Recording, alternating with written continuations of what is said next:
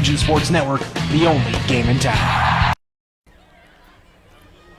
And a very pleasant good evening, everybody. Thank you for joining us and welcome to Game Night in the Region on the Region Sports Network, streaming worldwide on the internet at facebook.com/Region Sports and regionsports.com.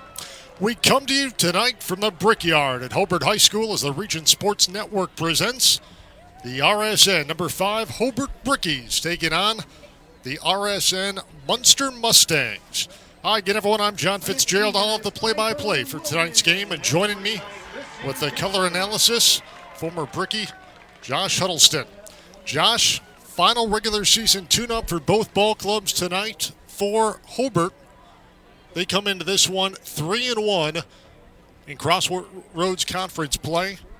A win tonight and a loss by Andrean at Lowell would give them a three-way share of the conference crown in the NCC. And for Munster, a bit of a tune-up before they start playoff at home next Friday night against Hammond Central. Yeah, it's a big game for the Brickies tonight.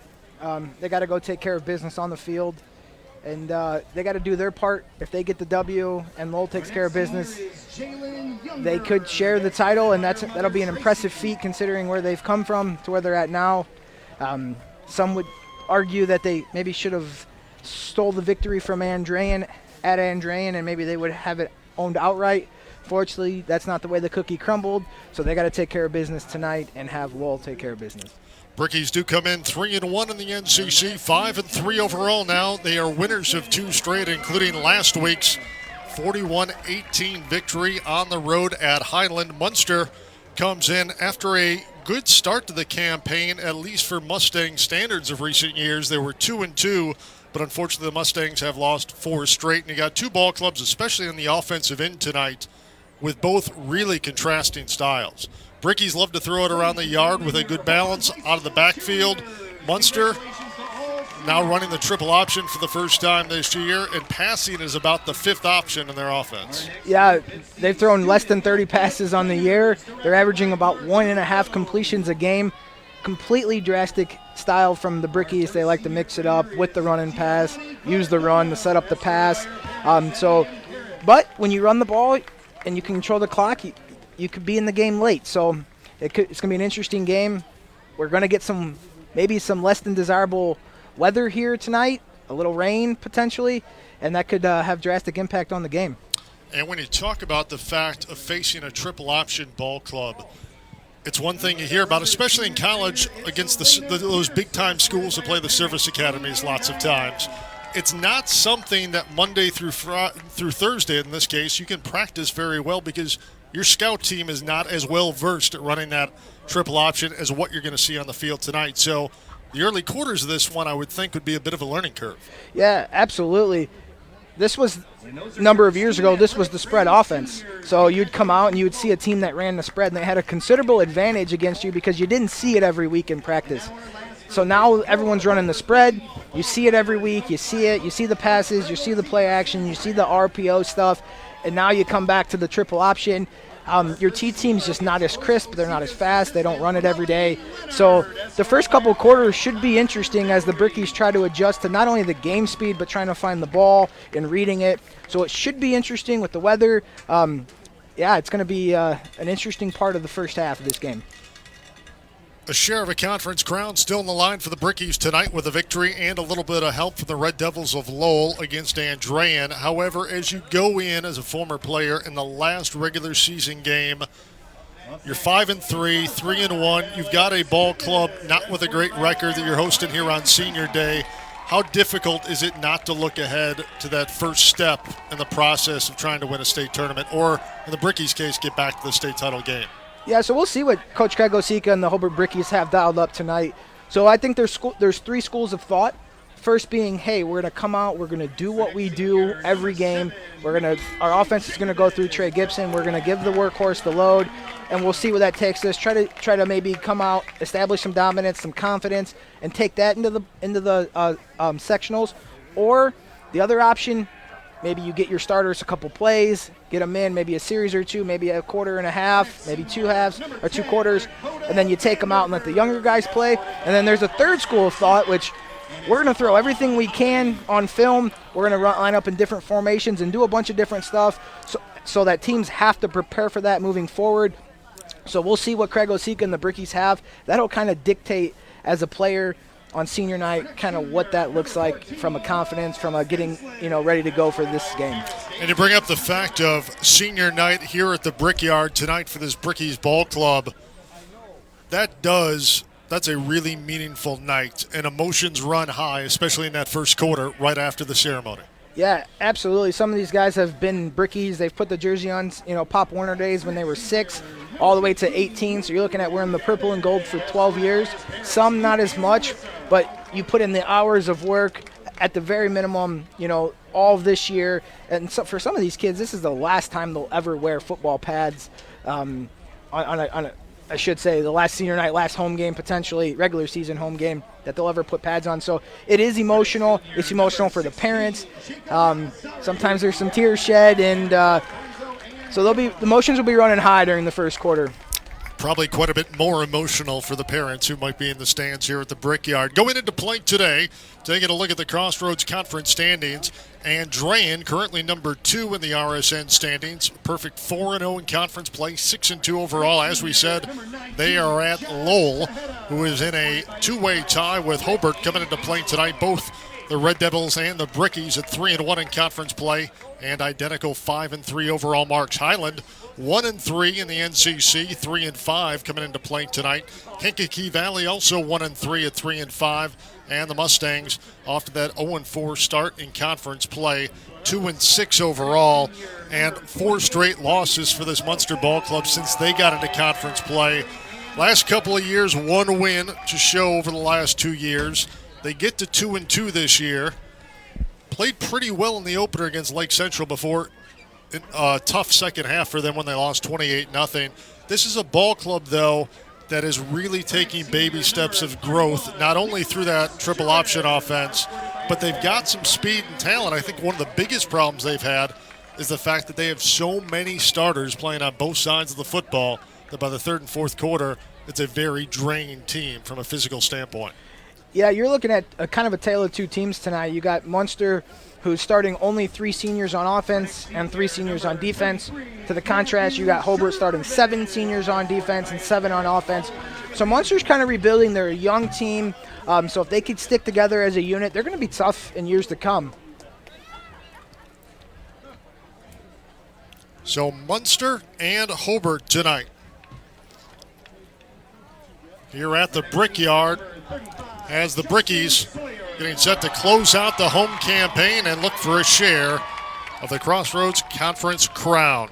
Stay with us. We'll have more on a pregame show after this timeout. You're watching Region Sports Network coverage of high school football on the internet at regionsports.com and facebook.com/Region Sports. Stay with us.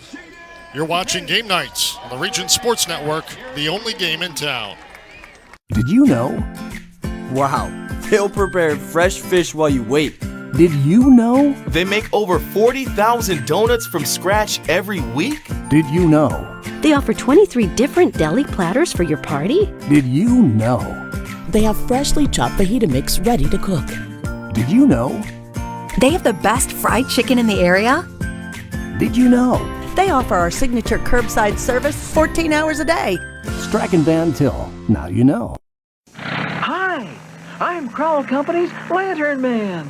I'll cover your motorcycle. I'll be with you on the water. I'll be with you on the snow. I'll cover your insurance needs wherever you go. I'll be at Crowell Agency from 9 a.m. to 9 p.m. As Crowell Company's Lantern Man, I'm your insurance superhero. Crowell Companies, the insurance professionals in Highland, Maryville, and Michigan City. From schools to stadiums, hospitals, and bridges, everywhere you look, union carpenters are building Indiana. With jobs and skilled trades in high demand, there's never been a better time to start building your future. As an apprentice, you'll earn a debt-free college degree, earn while you learn, and receive great benefits like healthcare and retirement. So what are you waiting for? Visit carpenters.com to learn more. Visit carpenters.com and start building your future today. Four Seasons Mechanical proudly serves Northwest Indiana, providing quality, reasonably priced, reliable service. With a quality and comfort guarantee, the professionals at Four Seasons Mechanical offer a wide range of services in heating, ventilation, and air conditioning. Whether it's residential or commercial, Four Seasons Mechanical is there 24/7. To find out more, the website is fourseasonsmechanical.com or give them a call at 219-756-7020. Four Seasons Mechanical, your indoor air quality specialists. Tech Credit Union is the better option for personal and business banking. Buy a car, remodel your home, pay for an education, expand your business. Tech Credit Union can help you do these things and more. You'll enjoy the latest banking services, but without the cost of the big bank relationship. With branches throughout the region, fee-free ATMs nationwide, and online services, they're convenient too. Learn more at techcu.org. Contact any branch or call 800-276-TECH. Tech Credit Union is an equal opportunity lender and federally insured by the NCUA. With electrical services from Economy Electric Heating and Cooling, you can radiate the perfect amount of light and energy into your home.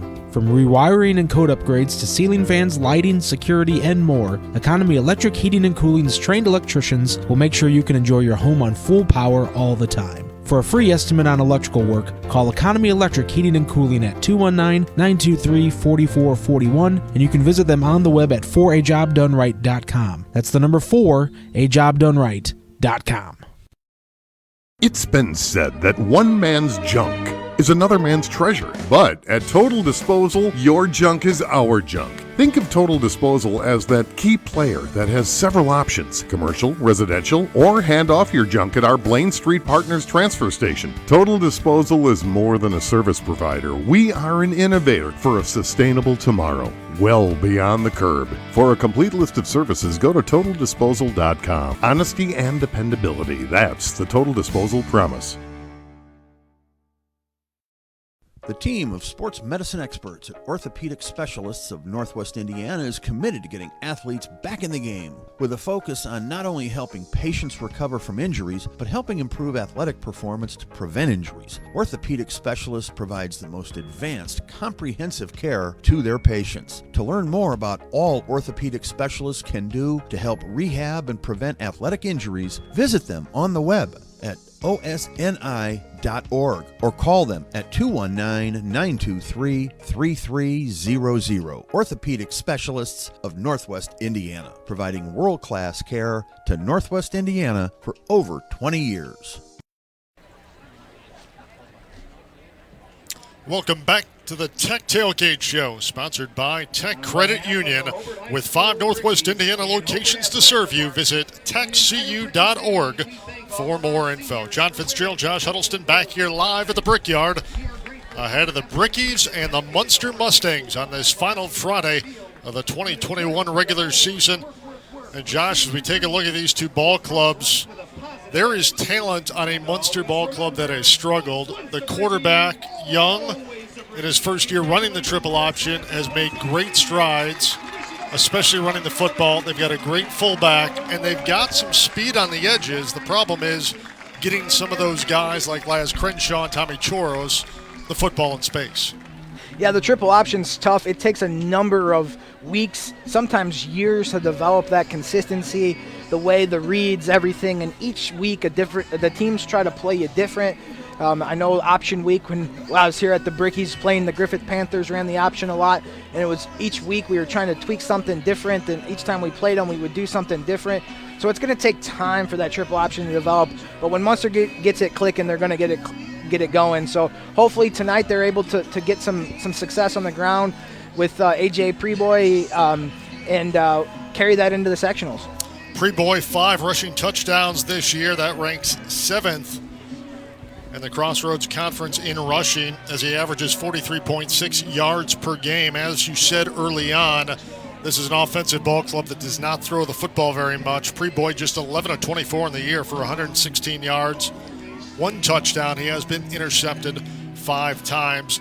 But the real lion's share of carries goes to their fullback, Blake Surik, who is pretty much a straight-ahead runner, giving them some space to keep the outside open. Yeah, absolutely. So in a traditional, this triple option, the fullback is usually a vocal point in the offense. So if he's able to get going, what that does is that draws people in, and then that is how the triple option works. So If you're Munster, that's your workhorse, that's your guy. 176 carries, 585 yards, 5 touchdowns. So if that's me, that's who that's who you got to get started. You got to establish that up the middle. And Hobart's defense has been susceptible to the runs up the middle. So we'll see how it plays out tonight.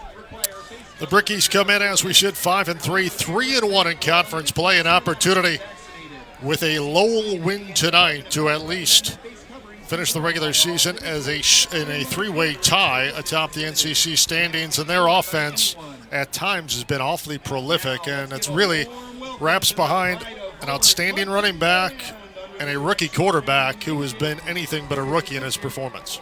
Yeah, Noah Ehrlich, he checks all those boxes. He's got the intangibles. He's a leader. He studies the game. He works hard. He doesn't turn the ball over, which is impressive for a freshman. He's only got 1 interception on the year. So you could just tell the confidence in Noah Ehrlich. When he's in the pocket, his upper body's still, his eyes are downfield. He's looking through his progressions, and he looks like he's been doing it for 30 years. He just looks so comfortable back there, and that's pretty impressive from a freshman. Trey Gibson leads the NCC in rushing yards, touchdowns, and an average of 162.1 yards per game. Pretty impressive year so far. Yeah, Trey Gibson, the Wheeler transfer, I can't, you can't say enough about him. I've never seen a running back at the high school level, the ability to make guys miss in the hole between the tackles. It's pretty impressive, the things he's able to do. They got him listed at 6 foot, 190. Sometimes when he's running the ball, he looks like he's 220. When he's running the ball, sometimes he's got speed. He looks like he's 145 and can run like the wind. So he could do a lot of things. He picks up blitzes. He catches the ball out of the backfield. So he's an impressive guy to watch. Gibson, 6 foot, 200 pounds, a junior, and had one heck of a week ago in the victory at Highland. 23 carries, 220 yards, 4 touchdowns. He also made 4 catches for 71 receiving yards. So it's Hobart and Munster here inside the Brickyard, the final Friday of the regular season here in 2021. That'll wrap up our Tech Credit Union Tailgate Show, brought to you by Tech Credit Union. Financial services for life. Visit techcu.org to find more about Tech Credit Union. We'll have the starting lineups and tonight's opening kick from the Brickyard here in Hobart. It's Munster and the Brickies. After this timeout, it's game night on the Region Sports Network, the only game in town. At Toyota of Maryville, we take pride in being a one-stop shop for anything Toyota related. The best part of the Toyota Maryville experience is that we make it easy to do business with us. We have a committed team of professionals that's here to help you do just that. When you come in for service, we will welcome you and have plenty of staff on hand to handle your needs. And if you're looking for a new or pre-owned vehicle, Toyota of Maryville sales team is the best in the business to help you with your buying decision. We practice what we preach. When we say we make it easy, that's exactly what we do.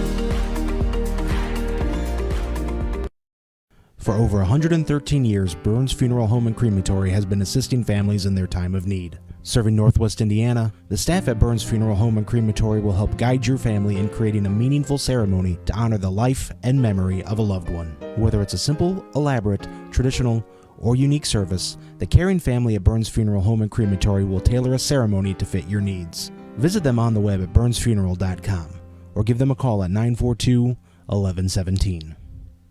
If you work with industrial, pneumatics, or hydraulics, and you're in need of maintenance or repair, you need the right connection. For over 20 years, Hose Connections in Hammond has been the premier leader in the hydraulics industry. Hose Connections is a one-stop shop for sales and service of pneumatics and hydraulics. Hose Connections continues to grow their network of industry contacts, which allows them to meet even your toughest expectations. To learn more, visit HoseConnectionsInc.com. Hose Connections in Hammond.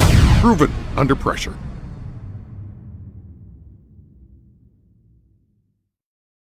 Java Wave at your local Family Express is the perfect way to get your day started or keep you moving at any time. With 12 freshly ground bean-to-cup flavors to choose from, Java Wave at Family Express has just what you're looking for, whether it's hot or iced coffee. To see all of the delicious flavor options and to find a Family Express near you, log on to familyexpress.com/JavaWave. Gen Z is a stall generation. The news says Gen Z is struggling. I've got news for them. I wait tables, but last week I built a field hospital. I put out a forest fire. I stopped 1,000 attackers. And a natural disaster. I've saved lives and led a team on patrol. I serve. While I go to school full-time. While I work full-time. The greater the challenge, the stronger we become.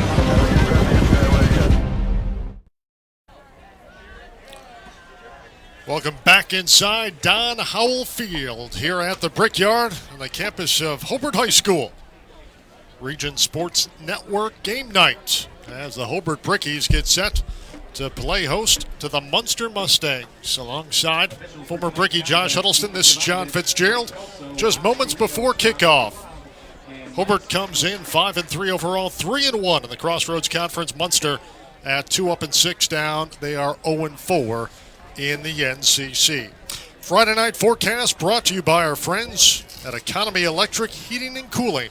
Tonight's forecast, 57 degrees here at game time. Wind out of the north, 7 miles per hour, but 55% chance of rain that could hit momentarily within the next 30 minutes. That's the game night forecast brought to you by Economy Electric Heating and Cooling, keeping you cool in the summer and cozy in the winter. It might be a 99% chance, John, of rain tonight. Hasn't dampened the crowd here on senior night inside the Brickyard. As we take a look, final regular season game, Hobart will be back here at the Brickyard next Friday night to take on Griffith. Munster will open IHSAA play also at home on Columbia Avenue when they take on Hammond Central High School next Friday night. The Hobart Brickies getting set. This is one of the better field entrances in Indiana, I would say. Good crowd on hand for senior night. A lot of emotions tonight, John. All kinds of feels.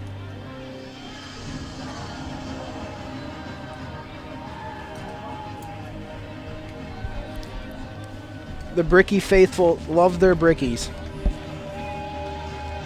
As Munster takes the field, far side from the press box here at Don Howell Field.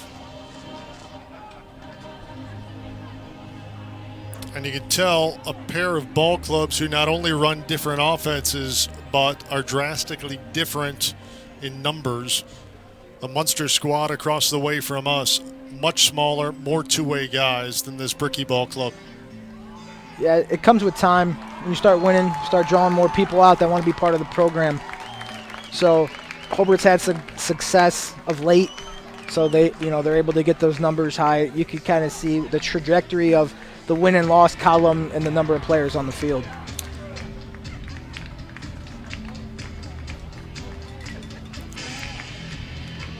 As they come to their feet here at the Brickyard.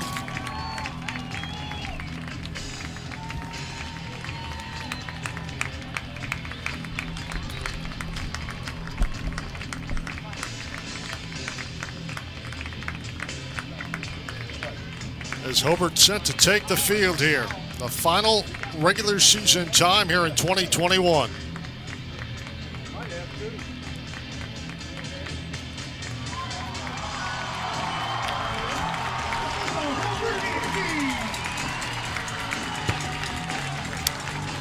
So it's Hobart and Munster. The final regular season tune-up for both ball clubs.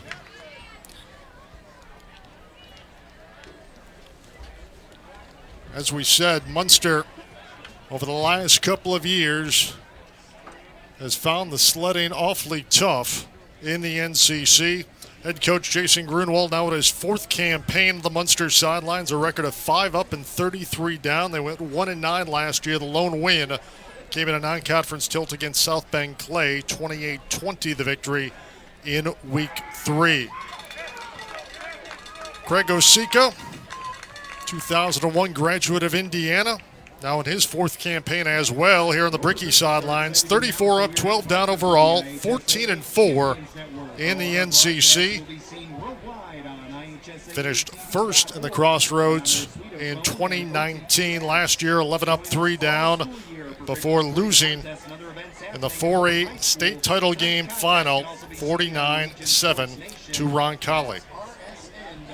This Hobart team is battle-tested. Played some Duneland athletic schools early on. Good Maryville team, good Chesterton team, good Andrean team. Likewise, Munster Mustangs are battle-tested as well.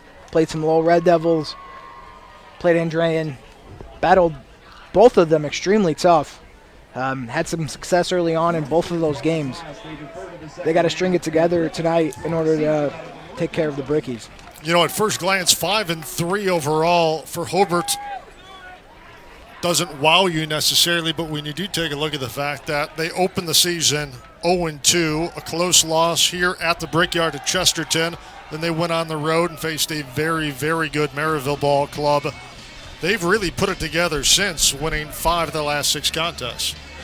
Yeah, unlike Illinois where you have to have a certain record to make the playoffs, in Indiana, all teams make the playoffs.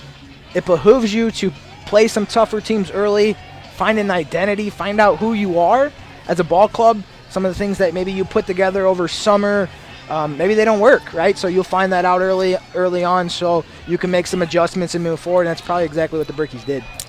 Brickies have won 3 straight and 5 of the last 6 meetings with the Mustangs, including a 53-0 victory at Munster last October. Hobart has outscored the Mustangs 118-0 over the last 2 encounters. Brickies posting a 65-0 shutout in the win here at the Brickyard in 2019. So Munster will kick off, and Hobart will have the football first as Alex Marich, the 6'2", 160-pound senior, tees it up for the Mustangs. In the white jerseys and pants and the red helmet. Hobart comes out, gold jerseys, trimmed in purple and white with the gold helmets. March, 13 touchbacks on the year. That leads the NCC. Soccer player, right-footed kicker, has it teed up at the 40-yard line.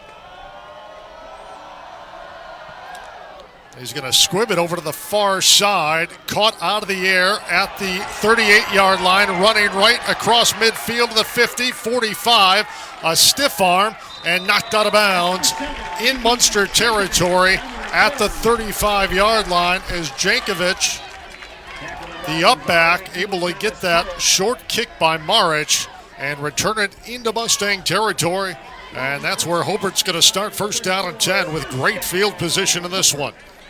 John, that's you do the squib kick to kind of not get a big return, and he snuck out the near side and was off to the races there. So not what you drew up for Munster, but can't do anything about it now. You got to tighten up that defense. So the 6-foot rookie quarterback, Noah Ehrlich, completing 64% of his passes, thrown for over 1,200 yards, 11 touchdowns, just 1 interception. Takes the first down pitch, straight ahead on the handoff. And Mark Enslin, the 5'9" senior, with a good first down carry for the Brickies. At the end of the game last week against Highland, Gibson looked like he had a sprained ankle or a hamstring or something. So we're seeing Enslin get the nod tonight at running back. Enslin behind Ehrlich, out of the pistol. Ehrlich takes a shotgun snap, throws left. Pass is incomplete, defended well by the Mustangs. It was intended for Anthony Williams coming out of the left wing and defended awfully well by Munster as Abraham Centeno was able to knock it away. It's going to bring up 3rd down and short, 3rd down and about 1. Ball resting right hash mark at the 25-yard line in Mustang territory.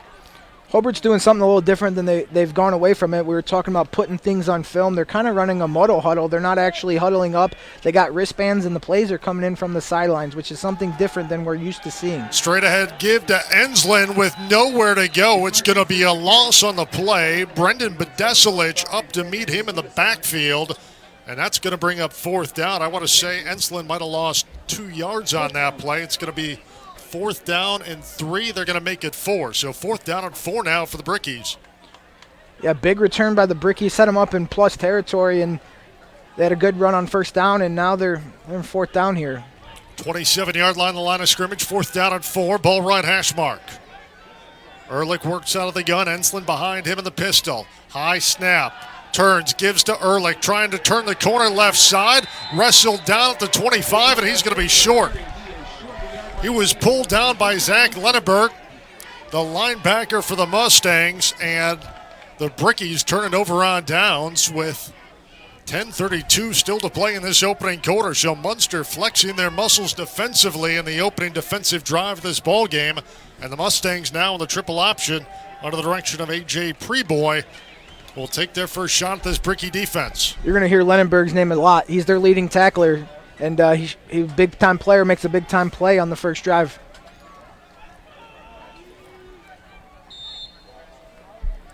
So A.J. Preboy, a run-first quarterback. He's run for 5 touchdowns. Works under center. And flags fly as Cooper Watts was in motion right to left. That's going to be encroachment called against Hobart. John, we were talking in the Tech pregame show about getting used to this triple option, so I'll be interested to see how the Brickies handle the first couple drives, the speed of it, the look of it. It's a lot different than your T-team running it in practice. Preboy under center, and the give's going to be to Surik, a straight-ahead run for a couple of yards. The Brickies defensive line is seasoned. They got a couple seniors on there. Alex Pickett, he's a 3-year starter at defensive tackle, so hopefully they're up for the challenge. They haven't really had a team just line up and run right at them, so we'll see what Hobart how they can handle this. They're going to give Surik 5 yards on that, 6 yards on that first down run. Now 2nd down and 4. Preboy under center. Watts in motion. Preboy's going to keep it. Rolling left, turns the corner, gets across the 40, and finally tripped up at about the 41-42 line as Tejada able to make the stop. Preboy faked the handoff to Surik straight ahead and able to find the edge on the left-hand side for a plus gain, and Munster moves the chains for the first time tonight. We're seeing that triple option. It's so hard to replicate in practice, and fake it up the middle, and everyone bites down on it, and he pulls it and is able to get the edge there. Twin wide receivers to the right for Munster on 1st down and 10. Ball at their own 42-yard line. Preboy under center. Give to Surik. He is stood up after a very short gain as the Bricky interior defensive line saw that coming in the stop for Hobart. Nick Juris. That's just part of the triple option right there. You're going to have some very small gains. It's almost by design. You want to be able to just get those defense, just kind of lull them to sleep a little bit, run a couple plays up the middle, and then you're able to pull it out and go around the edge. 2nd down and 9. Centeno and Juris wide to the right. Now a pitch running left is Cooper Watts, and he works his way up to about the 45-yard line before being wrestled down. Watts has some speed coming around that edge. 10th carry of the campaign, 6'1 junior. Last week had just 1 carry, but it met in the backfield for a loss. Talk about the difference of defense that you play. Hobart usually runs either 3 or 4 down linemen, depending on the situation. They got 5 down linemen, and then they're walking up linebackers on the outside. So 3rd and 7. A tough number for a triple option offense here. As they had Churros in motion, he stops and goes back to the line of scrimmage. Now once again, it's Preboy on a keeper, option keeper across midfield into Hobart territory. He's going to be awfully close to the marker for the first down. Depends upon the spot. Looks like it's the 48 in the far sideline, and that's going to be good enough for a first down. So they'll move the chains. They'll give him 7 yards on the gain. So Preboy has moved the sticks twice with his feet, and that's going to bring up 1st down and 10 now in Hobart territory. Ball resting between the hashes at the 48-yard line. Preboy, straight ahead give. It's going to be Surik again as he moves the pile up toward the 45, maybe just inside the 45-yard line. If you're Munster, this is exactly what you need. You need long drives, eat the clock, control the time of possession, move the sticks forward, positive plays on first down. That's the recipe to a victory. We talked about the fact that Hobart has had their way with Munster the last few times, 53-0 a year ago. That was a ball game in which Munster was limited to 25 yards rushing on 31 carries. The Brickies had 12 tackles for a loss. And Munster already tonight on this drive with 2 first downs. Surik the carry again, works his way up to about the 43-yard line. That's going to bring up 3rd and a long 4, maybe 5. Yeah, we were talking a little bit amongst ourselves before the game started about 2015 when Georgia Tech, who runs a similar triple option, beat Florida State, 6-0 Florida State, who had national championship hopes, and they did it by triple option, controlling the clock, and just running the ball. Triple option, the rain beginning to fall here at Don Howell Field inside the Brickyard, and the great equalizer for a ball club. Preboy fakes a handoff, has nowhere to go as he tried to run right, but swallowed up by the Brickie defense. As they sniff that out, that's going to bring up 4th down. Maybe got back to the line of scrimmage, did Preboy, or half a yard gain. So 4th down at about 5 now for the Mustangs. Looks like Hobart's starting to get a feel for it. We had talked about just the flow of it, the speed of it, changes. So it looks like Hobart was able to tighten up that defense and get a stop there on 3rd down. So March, the 4th best punter in the Crossroads at 31.6 yards per game, into punt for Munster. It's going to be a line drive kick taken by Enslin on the run at the 20. Running left, and he's wrapped up immediately. Great coverage by the Munster kicking team as Blake Surik was the first one down. Met Enslin almost immediately after he caught that football and did not allow him to get into space. But we have a flag on the play called against Munster. So we'll see as they sort this out. Brickies are going to decline it, and they'll take the football. Still no Trey Gibson in the game, so that's interesting for the Brickies.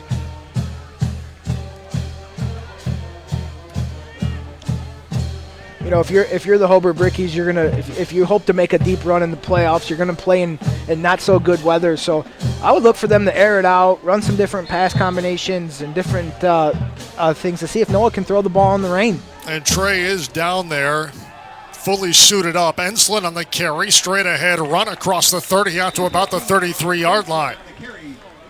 So the Brickies with enough for the first down as Enslin picking up tonight just where Gibson left off a week ago. The unsung hero of the season for the Hobart Brickies is number 28, Braden Carlson.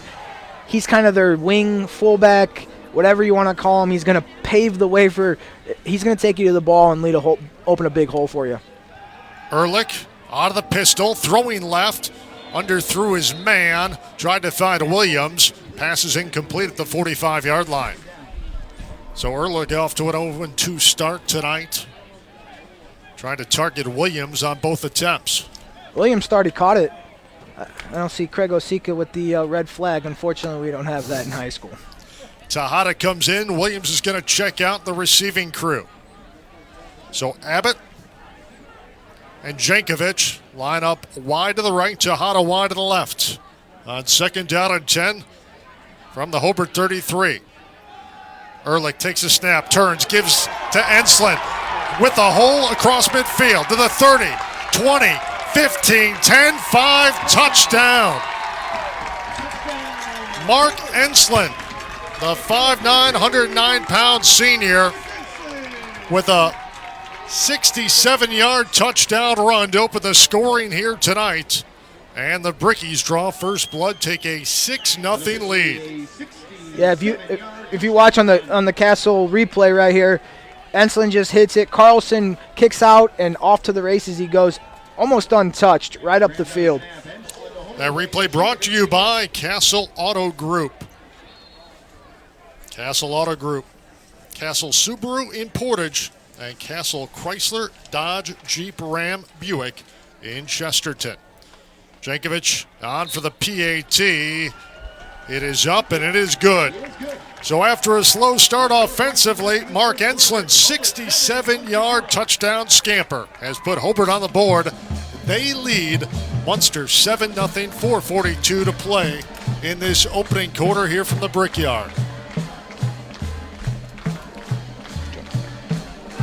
We're going to take a break. Back with more after this. This is Game Night on the Region Sports Network, the only game in town. The Centurion Award from Century 21. It represents prestige in real estate. Winning one is an honor. Winning it multiple times describes a dedication to excellence. It also describes David Taylor of Century 21 Crown Point. When buying or selling a home in the region, you want to deal with a fixture of the region with a caring approach that has also earned him Best of the Region awards. Add your name to his list of satisfied clients. David Taylor, Century 21 Real Estate. Find out more at davidtaylor.c21.com and start packing. Ethos Dental Group in Munster, Crown Point, and Cedar Lake offers a full scope of general and cosmetic dentistry with expertise ranging from porcelain veneers to dental implants, crowns, and bridges. At Ethos Dental Group, you're assured that Dr. Stojkovic and Associates utilize the latest in technology. Ethos Dental Group would like to join you in welcoming Dr. Emily Hansen to their team. Check out ethosdentalgroup.com or call 219-595-3432 to schedule an appointment. Ethos Dental Group, Munster, Crown Point, and Cedar Lake. John Fitzgerald, Josh Huddleston back live here at the Brickyard in Hobart as the Brickies behind a 67-yard touchdown run from Mark Enslin have drawn first blood. They lead it 7-0 over Munster. As Jankovic has it teed up at the 40-yard line, Choros and Henry Wilson back deep. It's going to be fielded by Choros at the 10, running between the hashes 15-20, and he is stood up at the 22-yard line and wrestled down. Choros ran one back a week ago, and their loss to Lowell, 96 yards to pay dirt in the third quarter. He has some speed when they can get him the ball in space. And Munster, after a good start offensively, now finds themselves down 7-0 with their second offensive possession here on this final Friday of the regular season. If you're the Munster Mustangs, you do not want to get in a shootout. Triple option teams aren't built for the shootout, so you need to have a long drive here and see if you can get the pay dirt. Enslin on that 67-yard touchdown run for the Brickies moments ago really went up the gut untouched. Outstanding blocking by the front line. Yeah, Carlson, their fullback, kicked out the end, and away he went. Preboy on first down, hands off. Surik, straight ahead run. And he inches his way, keeps the legs going. Pretty solid gain on first down, right up the middle. Yeah, it's so hard to, on defense, it's so hard to see who has the ball. So on the triple option, as a defender, you have to tackle your keys. You have to read them and do what you need, what you're coached to do. If you start deviating from that and trying to be a hero and make all the plays, that's when big plays happen. Surik again straight ahead. This time wrestles his way out across the 30-yard line. I'm going to say just shy of the first down. He's about a yard shy, so third down and a long one now, maybe two for the Mustangs. They're going to send Wilson and Santana wide to the right. Preboy lines up at our center. Ball between the hashes. Choros in motion. Preboy on a keeper running right with the second effort. Got it, but the ball's loose. Enslin picks it up. He's going to run far side. Touchdown. Yeah, Preboy had the ball. He had the first down, but they were able to jar it loose. On the replay, you can see Preboy coming up. He gets hit. Ball pops right into Enslin's hands and off to the races. On senior night, senior Mark Enslin with 2 touchdowns early on. 2 touchdowns within about 2 minutes of each other as Hobart now a 13-0 lead.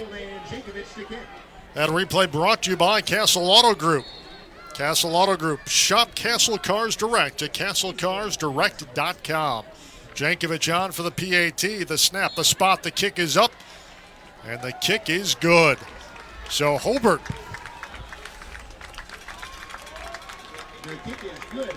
after a bit of a slow start, gets on the board on a 67-yard touchdown run by Mark Enslin, who also picks up a fumble and races to pay dirt in the far side for both scores. And the Brickies now leading Munster 14-0, 3:23 to play here in the opening quarter at the Brickyard.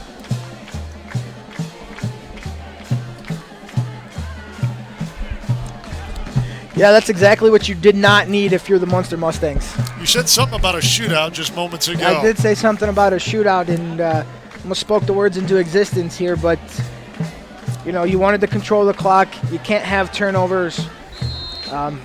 But they did, and now they got to answer back. And Munster had the blocking on that one as Preboy was able to get around the edge, and I thought that second effort, as he twisted his body before he lost it, he was going to have enough for the first down. Yeah, absolutely. He was well, maybe 2 or 3 yards past the sticks, but the rain maybe had a play in that, a wet ball, and out it went. And right man, right spot. Enslin was right there to scoop it and score. Enslin picks up the loose change, scores for the second time here in the opening quarter. Hobart 14, Munster nothing. Jankovic swings the right foot to it. It's going to be a line drive kick taken by Churros at the 10, 15, 20. Between the hashes, works to his left and now back to his right and works his way up to about the 25-yard line. That's where Munster will start first down at 10. And in the blink of an eye, now the Mustangs find themselves trailing 14-0. 3:16 to go here in the opening quarter. High school football's weird. Bricky's big return. Munster gets a good stop on four and out. They have a nice drive. They punt. Enslin goes 67 yards untouched. They get the ball back. Look like they're starting to drive together, and out pops the ball, and you're down 14-0.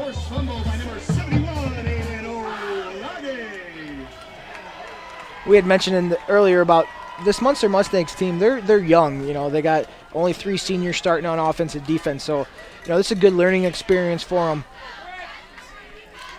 So first down at 10, ball spot at the 25-yard line. Churros in motion. He gets a pitch running right. Splits some defenders, a stiff arm across the 30, and angled out of bounds at about the 32-yard line. Good positive pickup for the Mustangs there as Churros, who's got some speed, almost able to turn the edge. Picks up 7 on that first down run. Brings up second down and 3 now for the Mustangs. Yeah, when a team like Munster runs the triple options, and you're so used to reading your keys, and when they run just a straight toss, you kind of get caught flat-footed, and that's exactly what happened on that far side. Twin wide receivers to the left-hand side for Preboy, who slides at their center ball right hash mark. He turns, gives to Surik, straight ahead run, up to about the 35. That should be enough for a first down. He's a load to bring down. 5'10", 200 pounds. He's a tough runner right between the tackles. It's not like he doesn't get hit immediately after crossing the line of scrimmage. He gets a couple of hard-earned yards after contact every time. 2:51 and a twisting first quarter clock here inside the Brickyard. 14-0 Hobart over Munster. Munster now first down at 10 at their own 36-yard line. Ball right hash mark. Wilson, the wide receiver, to the left-hand side. Twins to the left of Preboy under center. Churros in motion. He gets a flip again. Running right, snuffed out well by Hobart. And they're going to bring Churros down behind the line of scrimmage, back at about the 33-yard line. Should be a loss of 2. Yeah, they were ready for it on that toss play. They were prepared. The defensive end made a good job, kept its outside arm and leg free, and was able to string it out and get some help from the rest of the Bricky backers. They'll spot the ball down now at the 34-yard line. Second down and a long 11, maybe 12. Looks like the rain may have paused for a minute here. It surely did pause. It was coming down at a pretty good clip moments ago. Wide receivers right and left to Preboy. Churros in motion right to left. Preboy on an option pitch. Churros can't handle it. Excuse me, that was Watts who fumbled the pitch, but able to dive back on it at the 35-yard line. The option is high risk, high reward, and they look like he had some running room if he was just able to hang on to that pitch play. Perfect design, triple option, was a read key, pulled it, ran it, got commitment from the outside linebacker, and then pitched it, but he just wasn't able to hang on to it. 1:33 to play in the opening quarter, and Munster's going to take time ahead of this 3rd down and 12 at their own 34-yard line. 3rd down and 12 at a non-passing team, a little bit difficult to work with. Yeah, you know, you're averaging for Munster almost 2 completions a game. So you're just not a passing team by design. So we'll see what they have drawn up. But sometimes when you don't pass the ball a lot, you do catch the defense by surprise, and sometimes you can hit a big play. Fans, follow all tonight's Region Football Scores live on the Strachan Van Til Hometown Scoreboard, streaming on Facebook.com/Region Sports and RegionSports.com. Strachan Van Til, your favorite Indiana-made grocery store. Triple option teams love the tight end pop pass. Fake the read, the guy, all the linebackers bite up, and you're able to hit them quick. So 3rd and 11, 12, maybe they got that drawn up. So A.J. Preboy now on 3rd down and 12 for Munster. Ball at the left hash mark. Munster 34-yard line. Preboy back to pass. He's going to lob one up far side, and pass was overthrown, trying to find Watts coming out of the backfield at about the 42-yard line in Hobart territory. Goes incomplete, and Alex Marich will come on to punt on this 4th down and 12 play. That was just a simple wheel route from the wingback, and he tried to float it out there. If he puts it a little more towards the sideline, his wing probably has a chance to go get it. The ball got caught a little more in the field and was overthrown and fell incomplete. So March back on to punt. As we said, 4th in the crossroads, 31.6 punt per game average. It's going to be a line drive kick taken by the man of the hour, Enslin. And he's going to lean forward. Good coverage applied by Munster as Surik down there to make the stop. Enslin goes down at his own 39-yard line. It'll be 1st down and 10 Brickies from their own 39. It looks like the Brickies are just going to continue to do what they do. They still got their starters in the game. We had talked kind of what the strategy was going to be with sectionals looming next week, and it looks like they're just staying the status quo. They're going to run their offense, and they're going to try to carry some momentum into next week. Trey Gibson still on the sidelines, so Enslin will come out once again. He has 2 touchdowns, including a 67-yard touchdown run to open the scoring here tonight. We didn't get Gibson on our injury report, so if you're a fantasy owner, you're upset right now. He's averaging about 38 fantasy points a game. Enslin's going to move from the backfield into the slot receiver on the right-hand side. Ehrlich out of the gun. Turns, gives to Carlson, straight ahead run across the 40-45. I think it might have almost been a face mask. He's brought down to the 45-yard line. Braden Carlson, his first carry of the afternoon. 6 foot, 215-pound senior. Yeah, you got to. That's a business decision if you're going to get in front of him. He's a load. Typically your blocker, they're your ball carrier. It's nice to see him get a nice little 5-yard gain. So 2nd down and 4 now for the Brickies. Their own 45-yard line. A work out of the pistol this time. 2 wide receivers to the far side.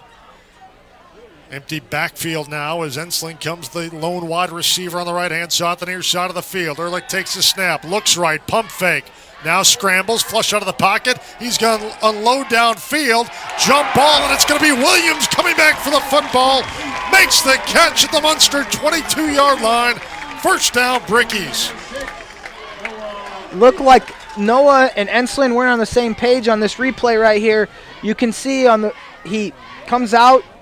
He thought Enslin was running a hitch. Enslin takes off downfield, and the presence of mind to throw it down there and trust your receivers. A replay brought to you by Castle Auto Group, Castle Automotive Group, Castle Subaru and Portage, and Castle Chrysler Dodge Jeep Ram Buick in Chesterton.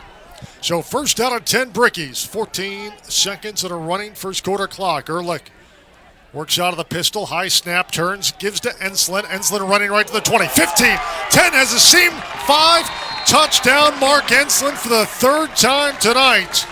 And it's Mark Enslin 20, Munster nothing.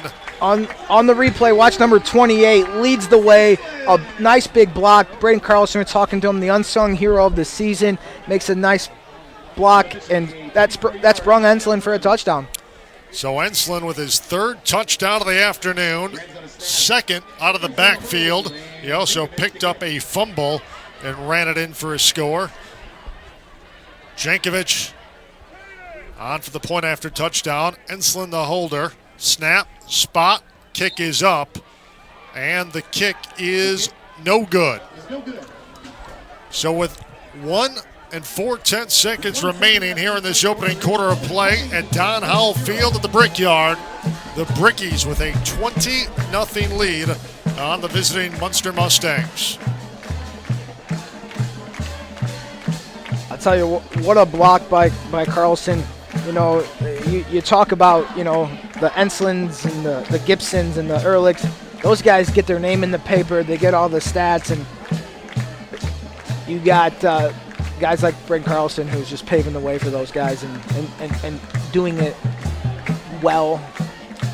So, fans, don't forget, at the conclusion of tonight's game, we'll name the Crowell Company's Lantern Man Superhero of the Game.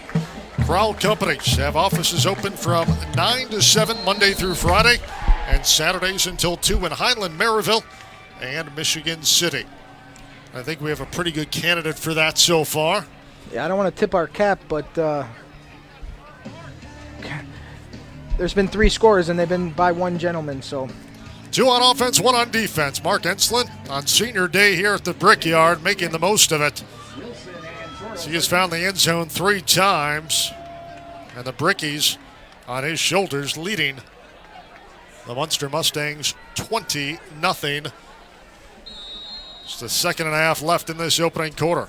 Jankovic has it teed up at the 40-yard line. Choros and Wilson back deep. Toe meets leather, line drive kick. It's going to be taken by Wilson, who bobbles it, picks it up off the turf at the 15, running right. Gets across the 20 and is swung down far sideline at the 20-yard line. So Munster will start first down and 10 from their own 20 when we start the second quarter after this timeout. 12 minutes in the books here at the Brickyard. It's Hobart 20, Munster nothing. This is Game Night on the Region Sports Network, the only game in town. Blythe's Athletics in Valparaiso, whose team has been serving your team since 1959, is a leader in athletic apparel and equipment sales. Whether it's off the rack or customized to your specifications, Blythe's has the products and staff to serve you best. Trophies, embroidering, screen printing, athletic shoes, anything you're looking for, you'll find at Blythe's. Visit them today at teamblythes.com, where the athlete shops. Attention homeowners, ready to start your next project? Need to pay off your debt? Refinance your home? Unlock the value of your home with a Centier Bank no-fee home equity loan or home equity line of credit. Stop by a local Centier branch today or visit us on the web at centier.com/home equity. Terms and conditions subject to change without notice, subject to credit approval. Centier Bank, NMLS number 408076, equal housing lender, member FDIC. Those drops of water coming from your ceiling can make a lasting impression on your home or business. Before the tide turns, call Great Lakes Roofing, 866-551-7121. John Fitzgerald, Josh Huddleston back here at the Brickyard. 20-0 Brickies, Munster the football. From their own 20, Preboy on a keeper. And it looked like there might have been a problem at the exchange. Preboy held on to the football, was wrestled down. Helmet came off. He's going to have to come out for a play now, I believe, as we are just underway here in the second quarter. Yeah, it looks like Hobart's defense has settled in, and they're starting to understand the option and get up to the game speed. So Munster had early success early on, and now they've kind of hit a brick wall, for lack of a better term. Nice punt. Seemed like that exchange, it seemed like he was looking for Surk at a handoff, but the exchange, he ended up holding on to it. Choros now at a quarterback with Preboy on the bench. He's going to pitch right side, and it's Wilson on the carry. Gets across the 20 out to the 22, and he takes a lick from the Hobart defense. Yeah, Enslin again. He was getting blocked by the wing, but he was able to sustain himself and kind of string it out and allow the rest of the linebackers, Gavin Miller, in there to help make the play. Gavin Miller having just an outstanding season. Second in this ball club with 45 tackles coming into play today. And Munster's going to burn a timeout here. 10:40 to go in this second quarter. Facing a 3rd down and 9 as Preboy comes back in. Missed the second down play after his helmet came off. Churros replaced him, so now on 3rd down and 9. Last time they went on 3rd down, it resulted in a fumble. Yeah, we'll see what they got dialed up here. Option teams aren't good in 3rd and long, but if a Bricky player tries to get away from their read key, sometimes you guess wrong and you have a big play. So Munster is desperate for a sustained drive at this point as Hobart with 20 points on the board, but their time of possession has really been minuscule in comparison to Munster so far, but the Mustangs with nothing to show for it. Yeah, it's typical of an option team. I mean, they're it's going to be kind of 3 yards in a cloud of dust and old school football. So they stack it up. No wide receivers. Full backfield. Preboy, he's going to drop back to pass. Has some time. He's going to lob it over the middle, trying to find Wilson. Great catch in midfield into Hobart territory across the 45 and down to the 41. Preboy lofted that one up. Wilson able to run under it. Enough for a first down, the first completion of the night for A.J. Preboy. He finds Wilson. What a catch. I mean, they were in his face. Gavin Miller was in his face, and he was able to catch it over the shoulder. That was a beautifully thrown ball and a better catch. So Munster converts on 3rd down and 9. Now in Hobart territory. Ball at the 43-yard line. Left hash mark. 2 wide receivers to the left-hand side for Preboy. Rodriguez in motion. Preboy on a run-pass option, running right, has nowhere to go and just gets leveled near side outside of the numbers. Might have gotten back to the line of scrimmage, might have picked one up, but Jacob Simpson was there as well for the Brickies and absolutely pasted him. He had a receiver coming across the middle if he had his eyes open, but he's a running quarterback by design, and he was looking to get as many yards as he could on that play. And he was met by Simpson and Ryan the Hammer Flores. Really tough quarterback there. Very easy to slide or shy away from contact. He did not do so. 2nd down and 9. Preboy on the keeper after he fakes a handoff. Gets down to about the 41-yard line. Picks up 3 on the play. Check that 2. Should bring up about a 3rd down and 7 now. He's tough. Big hit on the near side. Next play, triple option. And he could have given it, but instead he kept it, and not scared of contact. Just a junior, first time he has played quarterback as he took the starting assignment this year. Under 9 minutes to play, second quarter. Hobart 20, Munster nothing. Preboy on an option flip. Churros nowhere to go, sniffed out very well. Churros brought down for a loss on the play. Slow to get up and flags fly after Churros is hit back at the 42-yard line. Yeah, Mark Enslin, the man of the hour, was playing the near side corner, and he read that triple option, had it sniffed out, and he was there to tackle him in the backfield. So a personal foul called against the Brickies. As Churros a bit slow getting up, but does do so under his own power. So it's going to be a face mask against the Brickies, and that'll be an automatic first down now for the Mustangs. Mustangs are having some success. Big pass play, penalty, in plus territory now. So we'll see what they're able to accomplish out of this drive. You know, if you're Munster, you're down 20-0, get a score here, get some confidence, and you never know. So Churros is going to check out.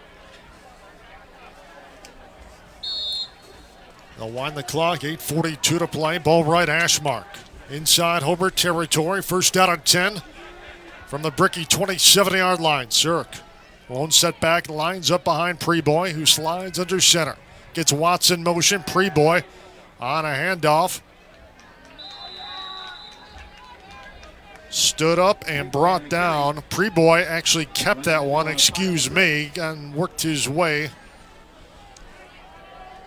just shy of the 25-yard line, up to the 26. So picks up one officially. 2nd down and 9 upcoming now. That's a deadly play. The quarterback follow. Wing comes in motion. He ends up being the lead blocker. You fake the dive, and then you follow the wing almost as a lead blocker, and that's exactly what they did. But one of the defensive linemen for Hobart were just able to grab his shirt and hang on for the ride. So Preboy under center here. Watts in motion. Give to Surik straight ahead run. Not a whole lot of running room. He works inside the 25 down to about the 23-yard line. It's going to bring up 3rd down, a little bit more manageable. 3rd down at about 7. I'll give him just inside the 25-yard line. Ball at the right hash mark. 7:29 to play before halftime. Hobart 20, Munster nothing. 3rd down and 7 upcoming for the Mustangs. The Brickies defense has been on the field a long time. Definitely 4-down territory for the Mustangs, I would think, on this drive. Inside the 25 of Hobart. 3rd down and 7. Preboy tried a quick pass and a slant pattern, was deflected away. Hobart jumps on it, but it was definitely a forward pass. Falls incomplete, and that's going to bring up 4th down and 7. We had talked about earlier those tight end pop passes as a quick fake, quick throw, and the defense was able to get their hands up and bat it into the air. Sometimes those batted balls, you never know how they're going to come down. The way things have gone today, would have thought Mark Enslin might have caught that off a ricochet and run the other way. Yeah. Enslin with 3 touchdowns today so far for the Brickies. If you're just joining us, they lead at 20-0. 4th down and 7 out for Munster. Ball at the right hash. The Hobart 24-yard line. Preboy back to pass. Looks, lobs up top. Throws over the middle, through Centeno. Well defended in coverage. Ball falls incomplete, and Hobart's going to take over with 6:57 to go before halftime. That was a well-designed play. If he's able to lead them, he was behind the defender there. If he's able to throw it in the end zone a little further, that could have been a touchdown, but it wasn't, and Hobart's on offense. So Munster turns it over on downs. The Brickies go back on offense from their own 29-yard line. Check that, their own 24-yard line, 2nd quarter here at the Brickyard. Heavy dose of Enslin. It's worked so far. Enslin's going to line up behind Ehrlich, the rookie quarterback who works out of the pistol now. Penalty flags fly from the back judge. 12 men on the field.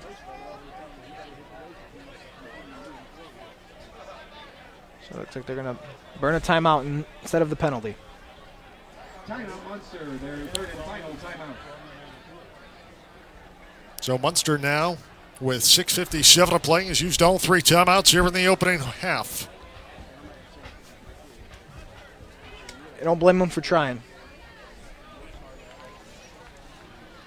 Can't cover Enslin with 11, might as well try a 12th. Don't forget, coming up at halftime, the Hose Connections halftime report brought to you by Hose Connections on Kennedy Avenue in Hammond. Visit them on the web at hoseconnectionsinc.com. Hose Connections, proven under pressure. This might be an opportunity for Enslin to air the ball out a little bit and see what he can do. He's got 75 yards, and see if they can work some passing game and have some success that way, so they can look for that in the playoffs too. Tried to find Williams a couple times. Did Ehrlich in the opening couple of drives of this one for the Brickies. But then it's been the running of Enslin. On 1st and 10, Ehrlich back to pass. Has time, throws over the middle, long ball, caught by Jankovic at the 35, 30, 20. Nobody's going to catch him. 5, touchdown. Ehrlich to Jankovic, a 76-yard touchdown pass and catch from Ehrlich to Jankovic. And the 3rd offensive touchdown of the night for the Brickies, their 4th overall, as they lead at 26-0, 6:45 to play. That's a perfect design play right there. Wheel route, the linebacker jumped up. Jankovic was able to burn his guy down the field. And I'll tell you what, Ehrlich with the flick of the wrist threw that ball 50 yards in the air right to Jankovic, right on the money. Ehrlich had all the time in the world, too. He did. Just talking, let's see them air it out, and that's exactly what they did. Brickies burn a timeout here before the pending PAT. So Ehrlich and Jankovic connect. 76-yard passing catch on first down. One play, another score. And now the Hobart defense going to have to go back on the field. They got a respite of just one offensive play. On the sidelines, Jankovic, his second touchdown reception of the campaign. And for Ehrlich, now 12 touchdown passes this season. His rookie campaign, he has been picked off just once. Really, really impressive numbers for a true freshman quarterback. Yeah, there's always a saying around these times, after this game today, you're no longer a freshman. You've had your full season underneath you. Come playoff time, the Bricky fans expect to win, and everyone becomes a seasoned vet at that point. And when you've taken as many snaps as Ehrlich has this year, I think there's a lot of validity in that statement. Brand new season next week when they host the Griffith Panthers on Friday night here at the Brickyard. So Jankovic on to attempt the PAT. Missed his last one. Enslin the holder. Snap, spot. Kick is up. Line drive kick. And this one is good. So Jankovic puts it through. And with 6:45 to go in the second quarter, it's Hobart 27 and Munster nothing. We'll take a break. This is Game Night on the Region Sports Network, the only game in town. Those drops of water coming from your ceiling can make a lasting impression on your home or business. Before the tide turns, call Great Lakes Roofing, 866-551-7121. They work with your deadline, not theirs. From businesses to homeowners to property managers, the team of problem solvers at Great Lakes Roofing will be there fast and will exceed your expectations. And when the rain falls again, they will follow up to make sure that you're dry and comfortable. Great Lakes Roofing, 866-551-7121, or on the web at greatlakesroof.com. And we're back here, game night in the region. 27-0. Hobart with a commanding lead here in the second quarter. 6:45 to go.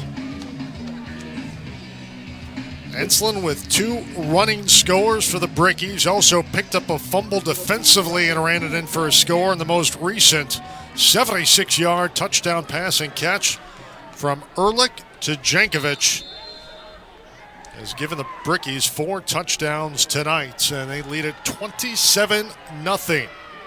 Line drive kick. Wilson's going to let it bounce, and it'll carry him to the back end of the end zone for a touchback. So Munster, now with 6:45 to go before the break, finds themselves trailing 27-0. Yeah, that might be a nominee for our Great Lakes Roofing Player of the Game. Picture perfect highlight there. IKAORC Play of the Game. I apologize. We'll see what Munster has to answer here as Hobart, one offensive play from scrimmage on that last possession resulted in that 76-yard touchdown strike. Second of the year catching for Jankovic, and the 12th through the air for the freshman quarterback Ehrlich. So Munster looking to answer now as Preboy sends 2 wide receivers to the right side. That's the near side of the field. He slides under center with Surik behind him. Rodriguez in motion. Preboy on the keeper. Option run straight ahead. Gets across the 25. Out just shy of the 30. Good run on first down. He's tough. He's a battle-tested junior. He's a tough kid, and he's been running between the tackles pretty frequently. Looks like an inadvertent whistle, maybe? I was going to just mention to you, I heard a whistle before Preboy was brought down, but I don't see any flags thrown.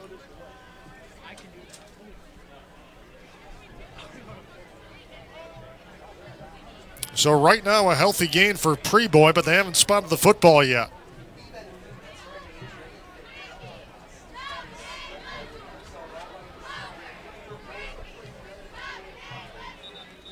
Looks like they'll leave it stand and second down and short.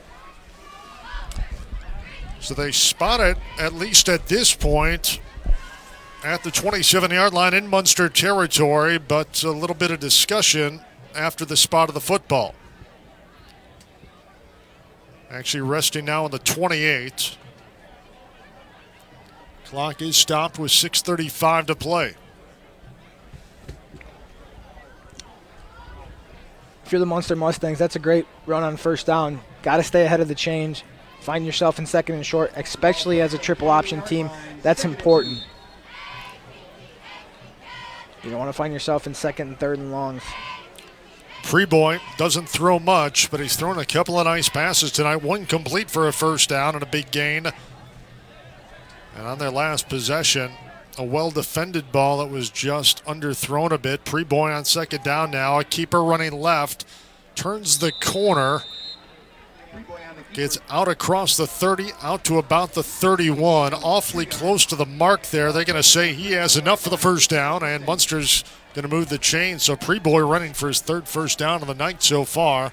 First down and 10 now at the 31-yard line. I'll tell you, Preboy, you wouldn't know that the score is 27-0 how hard he's playing and battling in the trenches. He sends two wide receivers to the right. Far side receiver on the near side is Santana. Preboy barks out the cadence with Surik behind him as he slides under center. Choros in motion. Handoff straight ahead. It's Surik. Short gain, picks up 2 on that straight ahead dive play for the fullback. Yeah, Alex Pickett was there to make the stop. 3-year starter at defensive tackle. He's well seasoned. So pickup of 2, second down and 8 now for the Mustangs. They send Centeno wide to the right, Wilson slot right. Surik the lone setback behind Preboy. Rodriguez in motion. And Preboy wrestled down, ball is loose, picked up off the turf, but they're going to blow the play dead.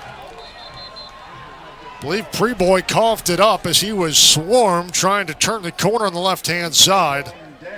So they're going to say Preboy was down, no fumble, and that's going to bring up third down and long for this Mustang ball club. Yeah, if you're Noah Miller, you're upset there. That's a defensive lineman's dream, picking up that ball and scooting in for a score. So it's probably all smiles right now. What could have been. So they're going to say Preboy brought down behind the line of scrimmage, a loss of 2, third down and 10. 4:29 and a twisting second quarter clock. Abe Centeno wide to the right-hand side. Choros in motion. And another fumble picked up by Munster and brought down. So it's going to be fourth down, loss of a yard and about 11. Yeah, he just fumbled the exchange right there, and luckily he was able to pick it up. So Preboy will head out. Alex Marriage on to punt.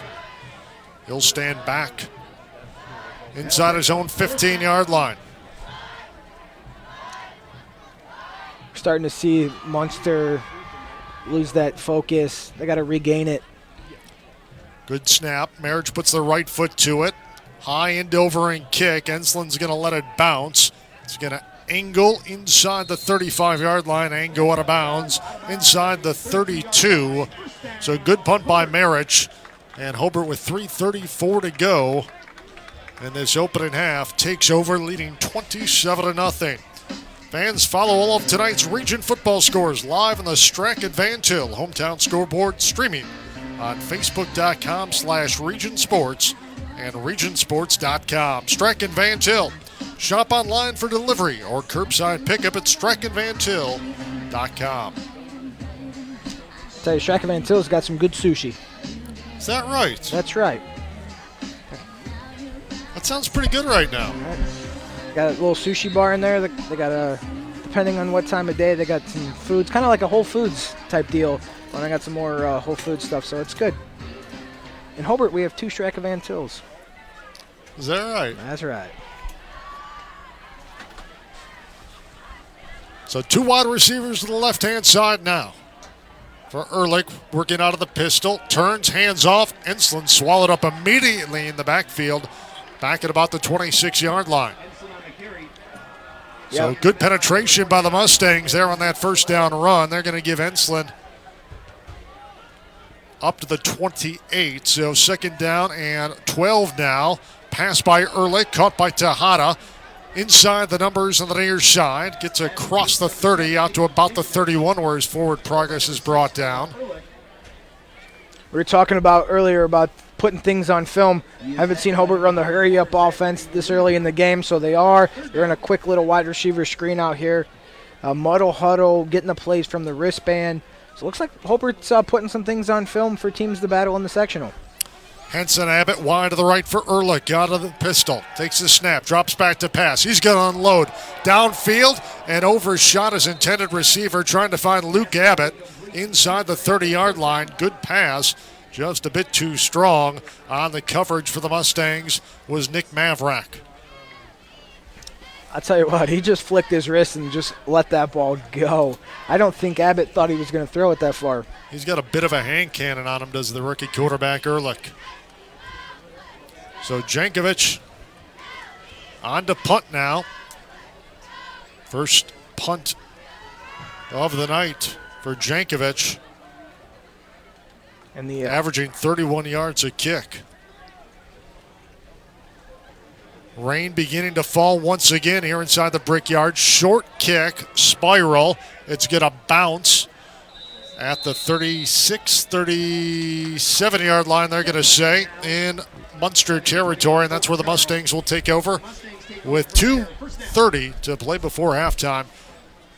Our count, Hobart 27, Munster nothing. That's a good defensive series for the Munster Mustangs. They had the nice tackle in the backfield, got a lot of penetration. Able to wrap up Jankovic over here on the near side, and then had good coverage on the deep ball. So that was a great defensive series. So if you're Munster, you got to build off of that. You got to put some plays together now on offense. So Centennial break shuttle. He's going to be the lone wide receiver to the right-hand side. I'd be interested to see what they do with short time, option team, see if they try to put the ball in the air. Hobart showing blitz. Preboy on the keeper, and he's going to be wrestled down back at the 35, a loss on the play. Big penetration. Aiden Olage got into the backfield for Munster and just spun Preboy down on that first down run. So a loss of one officially, second down at 11. Ball between the hashes at the Munster 37-yard line for the Mustangs, who trail at 27-0 as we crawl toward the 2-minute mark here in quarter number 2 at the Brickyard. That was a great play by the sophomore defensive tackle there, able to read the key and wrap up Preboy in the backfield. So Surik lines up behind Preboy, who works under center. Now a pitch to Rodriguez running left. Trying to turn the corner, does so at the 40. Gets out to about the 42 where he's hit hard and knocked out of bounds on the far side. Good pickup by Rodriguez on that run. I'll tell you what, he had the perimeter on that play, but kudos to the number 20, Gavin Miller Lane, for running that ball down and then making the hit on the sideline there. Rodriguez with some speed that he just showcased right there. Brings up a third down and 5 now for Munster. Ball at the left hash mark. Spotted down at the 42-yard line. Preboy changes the play at the line of scrimmage. It's a stacked front to the Brickies show. Preboy on the handoff. Surik with nowhere to go. Maybe back to the line of scrimmage. That's going to bring up 4th down and 5 now for this Munster offense. Looked like the Naval Academy there. Motion, stop, change the play, and try to put your team in a better position.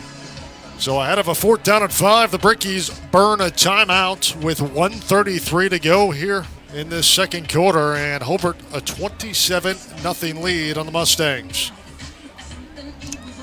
Looks like Hobart's going to want to try to work their 2-minute offense on the other side of this 4th down. Coach Osika burned a timeout, and they want to you start talking about, what are you trying to do for sectionals, and we've been talking about that a lot tonight. It looks like Hobart's going to work on that 2-minute offense. Perfect opportunity with a 27-point cushion. Get another possession back before they head to the halftime locker room and out of the rain, which is beginning to fall with a little bit more ferocity here tonight. On a cool, brisk night. Final Friday of the regular season. Feels like football weather. We haven't had it much up here. No, absolutely not. Dog days of summer the first few weeks of this campaign. My grass is growing too much. So Marjan to punt. Stands back at his 28-yard line, puts the right foot to it. It's going to be a short end-overing kick. Fair catch call by Enslin at the 35-yard line. That's where Hobart's going to start. First down and 10, their own 35 with 1:26 to go here before halftime. I'll tell you what, it's so hard to catch a punt, especially when guys are barreling down on you. I don't think people give enough credit to punt returners. I mean, that guy was literally in Enslin's face, maybe a yard, maybe half of a yard away, and he had to catch it. That's tough at the professional level, tough at the college level, and extremely tough. Very, very difficult. I agree with you 100%.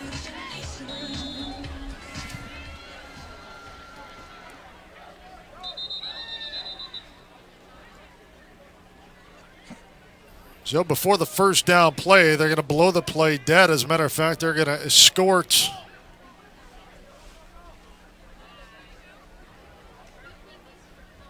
a Bricky player off the field, and I'm not entirely sure why. Doesn't look like he had blood on the uniform. But Jaden Hentz comes out, replaced by Tejada. Ehrlich on first down, throws, finds Abbott, caught at the 40, and a great open field tackle by Centeno at the 40-yard line, which reduces that passing catch to a 5-yard gain for the Brickies. Second down and 5. Hurry up offense. Twin wide receivers far side for Ehrlich. Out of the pistol. Drops back to pass. Throws. Finds Tejada. And he's going to angle himself out of bounds across midfield in Munster territory at the 48.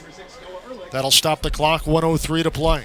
I'll tell you what. We're seeing Ehrlich have control of the offense. He's barking out orders.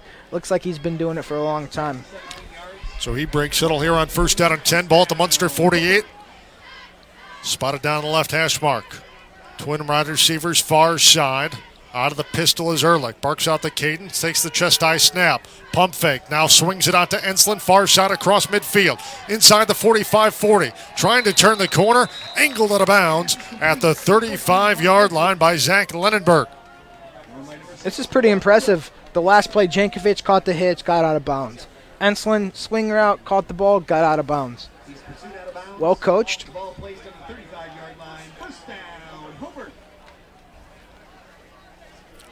This is where he likes Abbott up the seam for a touchdown. This is his 30 to 40-yard range right here. First down and 10, under a minute to go.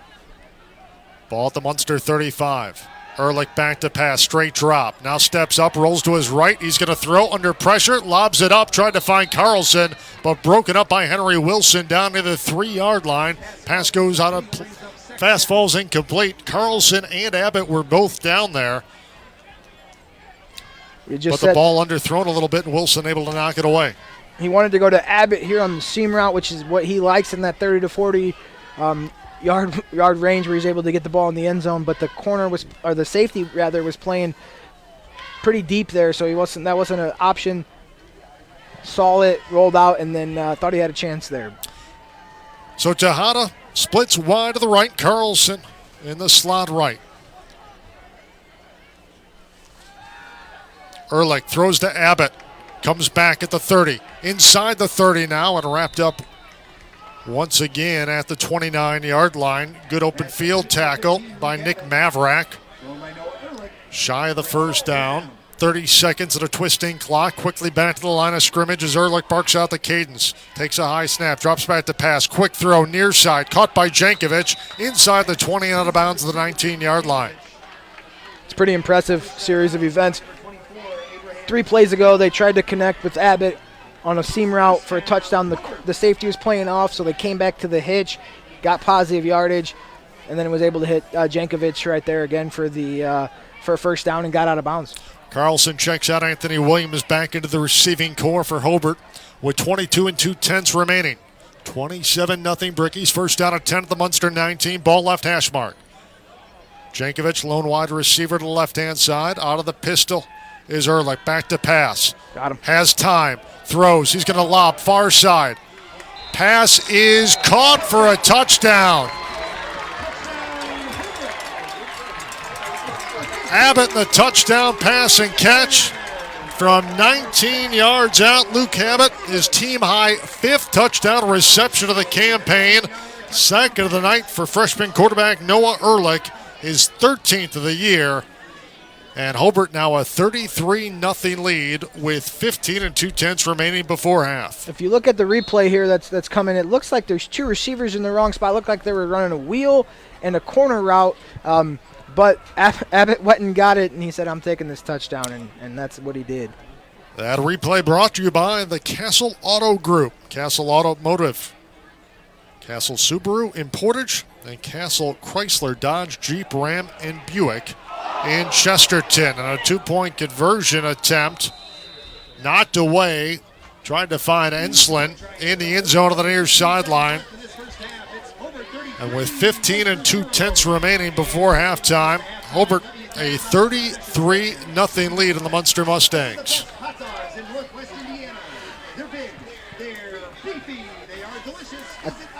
You know, you talk about Noah being a freshman, two minute drive, a minute and a half. He let him down there in a minute and 15 seconds and punched one in the end zone, all through the air. Pretty impressive from a freshman. Through the air, on target every time. Now, to the line's credit, he, for the most part, had good time to throw the football. But his arm strength to throw to both flats and downfield makes that 2-minute drill so much smoother and so much more successful because there's not a spot in the field he can't reach with that right arm. I think the average viewer at home doesn't realize how far an out route or a hitch is. So if you're taking your drop and you're 5 yards to 7 to 10, and then you're throwing a 10-yard hitch, that's 20 yards plus the distance to the – I mean, it's a 30-yard pass, and he's throwing it on a laser. So senior night off to a very auspicious start here for the Brickies at Don Howell Field, as it's been all Brickies so far. 33-0, they lead Munster with 15 2/10 remaining in the second quarter. And if you're Munster, you didn't want to get in the shootout. It's really hard for a triple option team to come back from 33 points down. They're going to squib it, taken by and up back. It's Rodriguez who returns it out to the 35-yard line on the near side of the field with 9 seconds to go here in the second quarter. Don't forget, fans coming up, connecting the first half and the second half of tonight's game. It's the Hose Connections Halftime Report, presented by Hose Connections, proven under pressure. That'll come your way momentarily. 9 seconds left to play in this second quarter here at the Brickyard. As Munster will go on offense on first down and 10 from their own 35-yard line. Ball at the right hash mark, and you would think they'll probably just take a knee here. Yeah, or a simple dive up the middle. Rain continuing to fall. We're good at kickoff time, but about 20 minutes in, sporadically it has been off and on as Preboy under center. Genuflex, and that'll do it.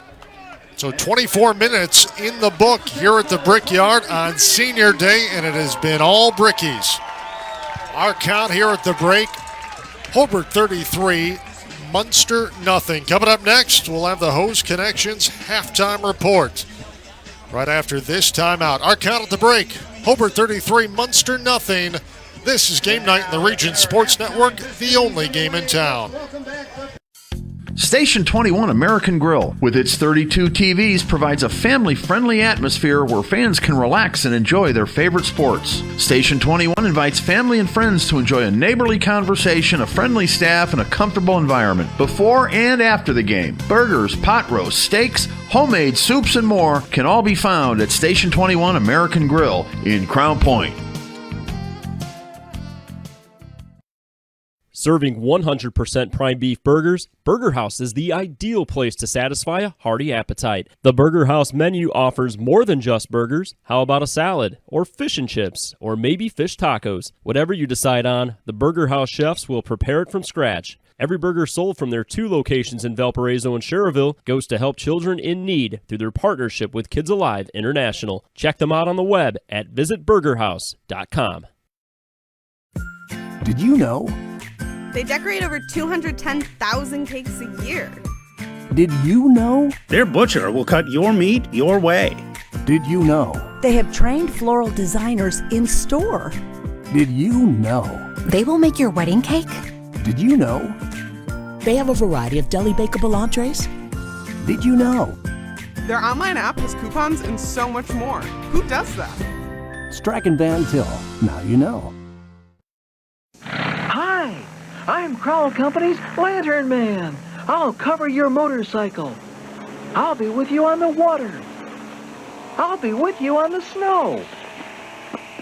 I'll cover your insurance needs wherever you go. I'll be at Crowell Agency from 9 a.m. to 9 p.m. As Crowell Company's Lantern Man, I'm your insurance superhero. Crowell Companies, the insurance professionals in Highland, Maryville, and Michigan City. Four Seasons Mechanical proudly serves Northwest Indiana, providing quality, reasonably priced, reliable service. With a quality and comfort guarantee, the professionals at Four Seasons Mechanical offer a wide range of services in heating, ventilation, and air conditioning. Whether it's residential or commercial, Four Seasons Mechanical is there 24/7. To find out more, the website is fourseasonsmechanical.com or give them a call at 219-756-7020. Four Seasons Mechanical, your indoor air quality specialist.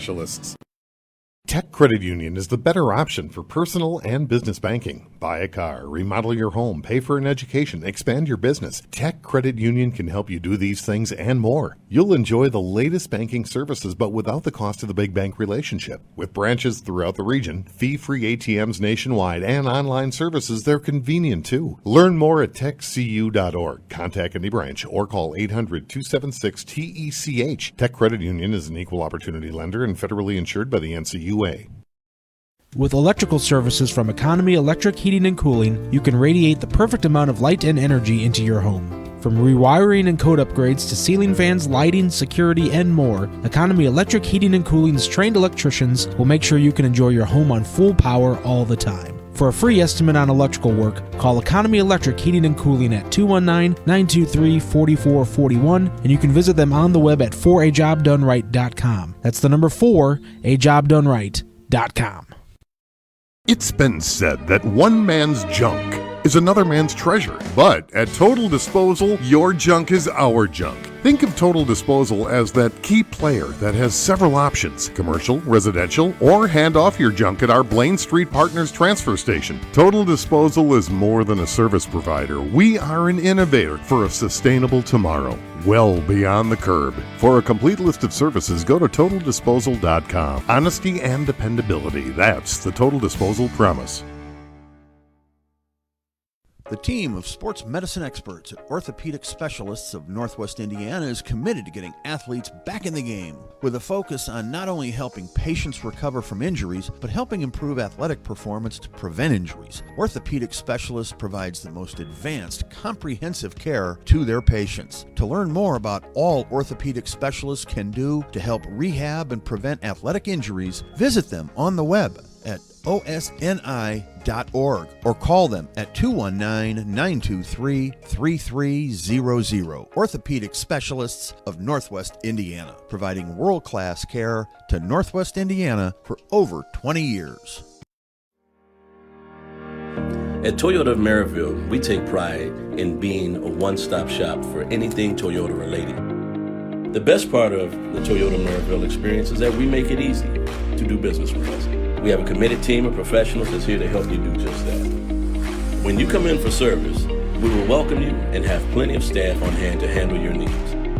And if you're looking for a new or pre-owned vehicle, Toyota Maryville sales team is the best in the business to help you with your buying decision. We practice what we preach. When we say we make it easy, that's exactly what we do. For over 113 years, Burns Funeral Home and Crematory has been assisting families in their time of need. Serving Northwest Indiana, the staff at Burns Funeral Home and Crematory will help guide your family in creating a meaningful ceremony to honor the life and memory of a loved one. Whether it's a simple, elaborate, traditional, or unique service, the caring family at Burns Funeral Home and Crematory will tailor a ceremony to fit your needs. Visit them on the web at burnsfuneral.com or give them a call at 942-1117. If you work with industrial, pneumatics, or hydraulics, and you're in need of maintenance or repair, you need the right connection. For over 20 years, Hose Connections in Hammond has been the premier leader in the hydraulics industry. Hose Connections is a one-stop shop for sales and service of pneumatics and hydraulics. Hose Connections continues to grow their network of industry contacts, which allows them to meet even your toughest expectations. To learn more, visit HoseConnectionsInc.com. Hose Connections in Hammond. Proven under pressure.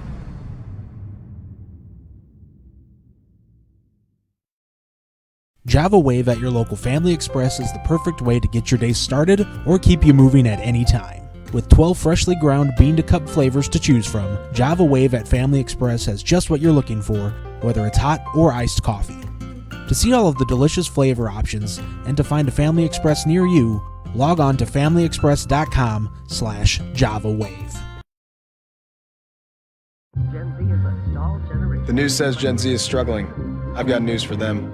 I wait tables, but last week I built a field hospital. I put out a forest fire. I stopped 1,000 attackers. And a natural disaster. I've saved lives and led a team on patrol. I serve. Well, I go to school full-time. While I work full-time. The greater the challenge, the stronger we become.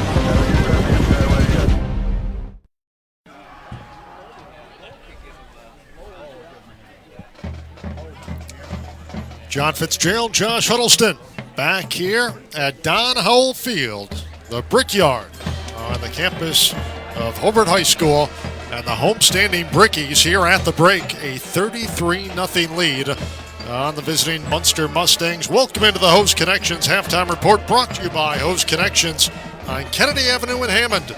Visit them on the web at hoseconnectionsinc.com. Hose Connections, proven under pressure.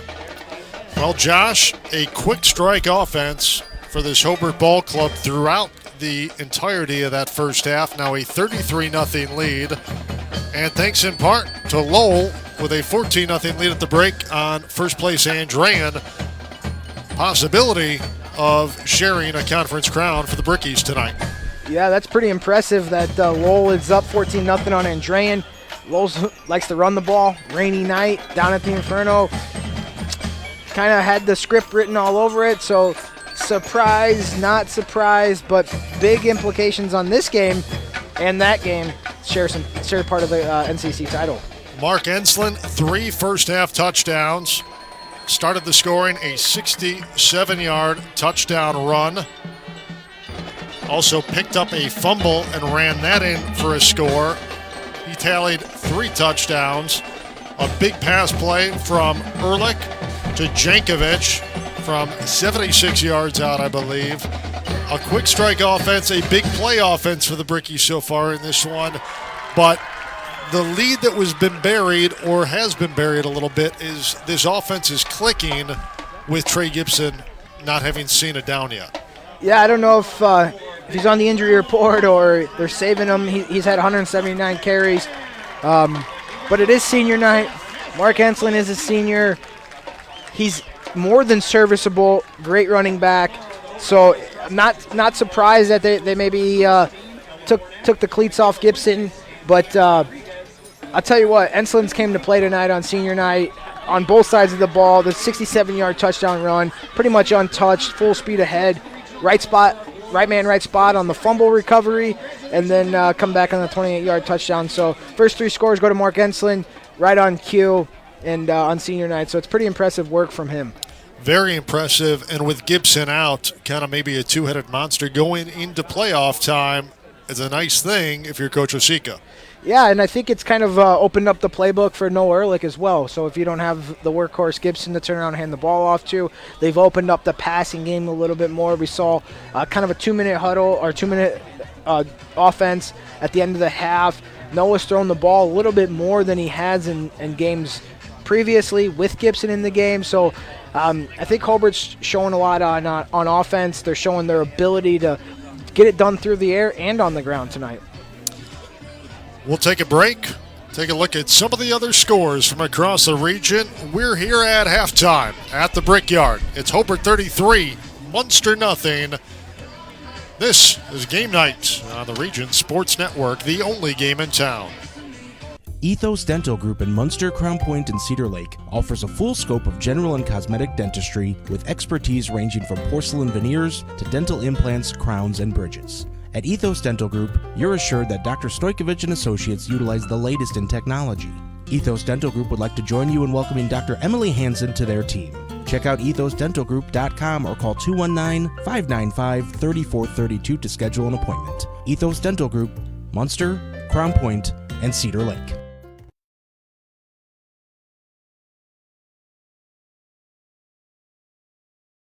Are you a steel hauler? Come work for Area Transportation. You must have a current valid Class A commercial driver's license and at least 1 year of recent verifiable steel hauling experience and at least 2 years of recent verifiable interstate experience operating a commercial motor vehicle. Hi, I'm Amanda, the driver recruiter at Area Transportation, where we pay more because we value our drivers. Call recruiting at 1-855-400-6939. That's 1-855-400-6939.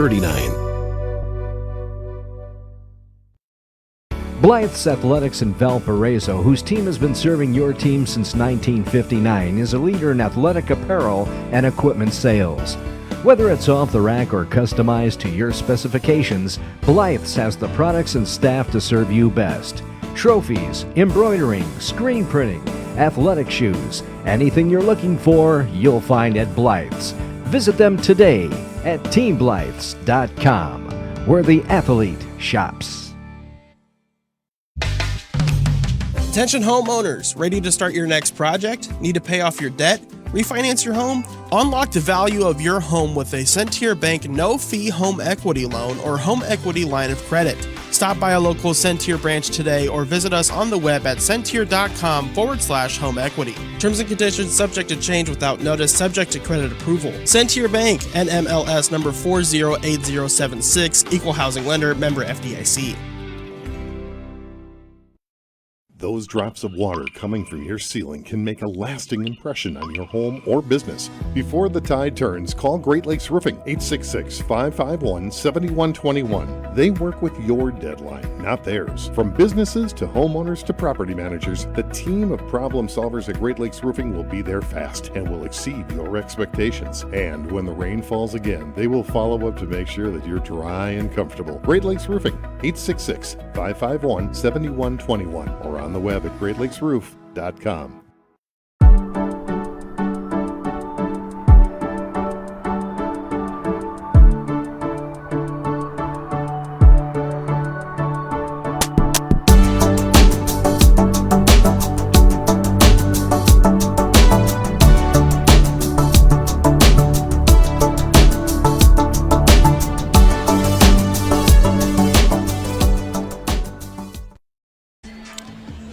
John Fitzgerald, Josh Huddleston, back here at Don Howell Field at the Brickyard. It's been all Hobart, 33-0 here at the break. You're watching the Hose Connections Halftime Report, brought to you by Hose Connections on Kennedy Avenue in Hammond. Visit them on the web at hoseconnectionsinc.com. Hose Connections, proven under pressure. And Josh, let's take a look at tonight's Strachan Van Til scoreboard from scores across the region. Alrighty, we got Michigan City 28 over Crown Point's 14. Maryville 33, Chesterton 0. The big one a lot of Hobart fans are interested in is the Andrean Lowell. Lowell 14, Andrean 0. Valpo 42, Lake Central 7. Hanover Central 7, Calumet 6. They're holding that high-octane Hanover Central offense to 7 points. River Forest 41, Theobaldman 0. Portage 28, LaPorte 7. Wheeler all over Griffith 21-0. KV with a lead 14-6 over Highland. South Central 36, Bishop Knoll 6. Hammond Central 51, East Chicago Central 12. The West Side Fighting Cougars 28. The Crispus Addicts 0. Out of Indianapolis. Yeah. When those names come up that you're not familiar with, you kind of stumble a little bit, so they got me. Hats off to Nathan Laird and the production there. That is our live scoreboard presented by Strachan Van Til. Fans, follow all of tonight's region football scores live on the Strachan Van Til hometown scoreboard, streaming on Facebook.com/Region Sports and RegionSports.com. Strachan Van Til, your local grocer with over 89 years of heritage. The Hobart faithful still here with the rain coming down and a 33-0 score. They're still battling the elements. When we talked about it down at the Inferno, Lowell at halftime, who came into play today with identical 3-1 record, a two-way tie for second place with the Brickies. They were chasing 4-0 Andrean. Lowell now a 14-0 lead on the 59ers at the break down in Lowell. And a Hobart victory here tonight over Munster, and a Lowell victory over Andrean, a three-way tie, and give the Brickies at least a share of the NCC crown. Yeah, that's good for Hobart and Lowell. Absolutely. Could be a sectional matchup championship, potentially. Lowell always is ready to go later part of the season. They start firing all cylinders at the end. I remember not too long ago they were 1-4 and went all the way to the state title and captured a victory. So, Lowell's one of those teams that they're tough. Playoff time, well coached, well disciplined, and ready to rock, man, come playoff time. Hobart will be back here next Friday night when they open playoff action against Griffith. Munster also will be at home on Columbia Avenue. They'll take on Hammond Central in their opening round tilt in the sectional. Yeah, they got that tough Valpo team in their sectional. Valpo, Hayden Vineyard, kids at Workhorse, leading the area in rushing. So Munster's going to have their work cut out in their sectional, as are the Brickies. Hobart's first round opponent in Griffith, a ball club they already took care of and disposed relatively handily back on September 3rd on the road at Griffith. That resulted in a 49-13 victory for the Brickies in that one. So Hobart has pitched 2 consecutive shutouts in this series against the Mustangs, and so far so good to make it 3 straight. Last year 53-0, 2 years ago 65-0 here at the Brickyard, and so far a 33-love lead on Munster here at the break. Yeah, this is when you start getting you work your way down the depth chart on senior night, maybe get some more seniors, some action. So we'll see what happens here in the second half and what Craig Osika, which direction he takes the ball club. Opportunity to build up some experience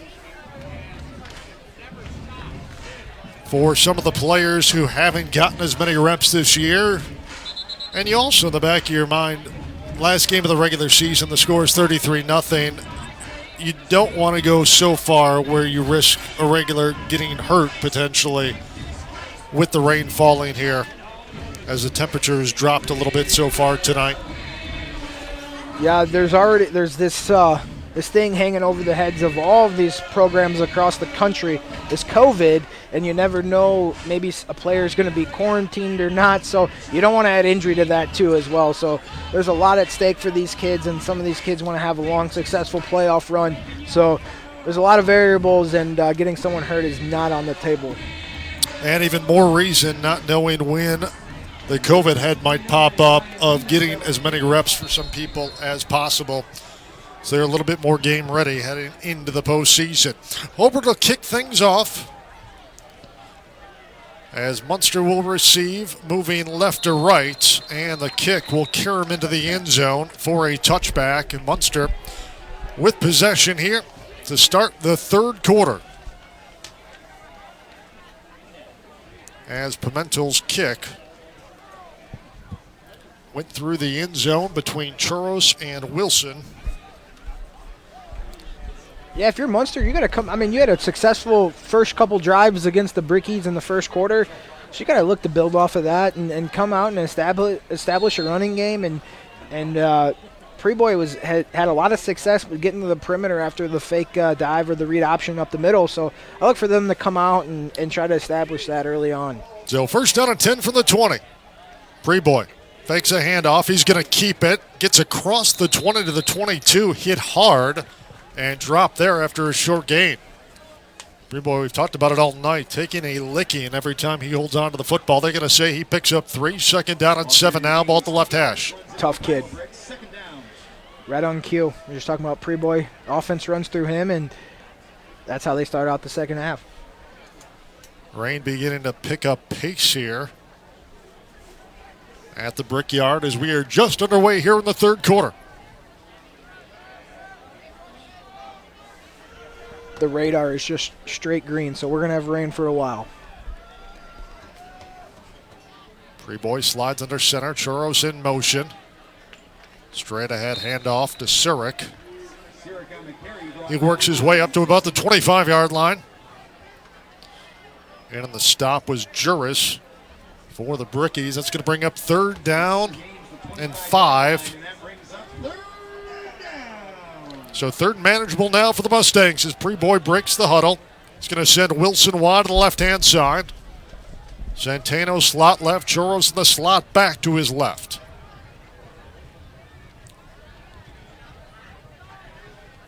Surik the lone setback behind Preboy. Rodriguez in motion. And a quick hitting give straight ahead for Surik. He gets all the way to the 30. We'll see where his knee went down, but I think that's enough for a first down. I tell you, it's a lot of football fans typically see offensive linemen in three-point stance. If you notice during the triple option, to get a better fire off of the linemen, some of them are in four-point stance, which is both hands on the ground and just firing out fast and hard. That was a quick developing handoff to Surik there, and he had plenty of room. Good penetration, good blocking up front by this Munster offense. First down and 10. Just underway here, third quarter. Preboy tried to turn the corner around left end, but his feet went out from under him on the wet turf. So he goes down back at about the line of scrimmage. Maybe a pickup of 1 officially. Brings up second down and 9 now as they move it to the left hash. Yeah, when you see that hole and you try to cut, you cut off your inside foot, your weight sliding out from over the top of you, and your feet slide out from underneath you, and that's exactly what happened. They typically tell you to cut off your outside foot, get that drive and push up, but tried to cut off his inside foot, and he slipped and fell. So second down and 9. Ball between the hashes. Preboy under center. Little delayed run off left tackle. It's stacked up. Maybe a gain of 1 for Preboy on that one. That's going to bring up third down and long. We'll see where they mark his forward progress. A little bit further, I think, than I initially gave him credit for. So they'll mark that up toward the 36-yard line. That's a straight quarterback follow, which your quarterback turns into basically your halfback and the fullback's leading through the hole, and you're just falling right behind him. Sometimes those plays break. So 34-yard line, in Munster territory. Third down along 6, maybe 7. Churros in motion. A quick hitting throw and almost picked off. The throw by Preboy and a slant pattern. Tried to find Rodriguez and Gavin Miller. As a penalty is on the field. And it's going to be against the Brickies. Pass interference. And I do not believe Gavin Miller even knew that ball was in the air when it hit him in the hands. No, we were talking earlier about the tight end quick release pass. That's exactly what that was. And I think that Gavin was just as surprised that the ball came that quick as anyone else. And he was engaged, probably doing exactly what he's taught with his keys. And the ball was just thrown. So I might have said almost picked off in and out of the hands, but in all fairness, it wasn't like he dropped it. It was the pass actually hit him in the hands. Right. So Preboy now on first down, and he is going to be swallowed up back near the 39-yard line. Great penetration and a sack.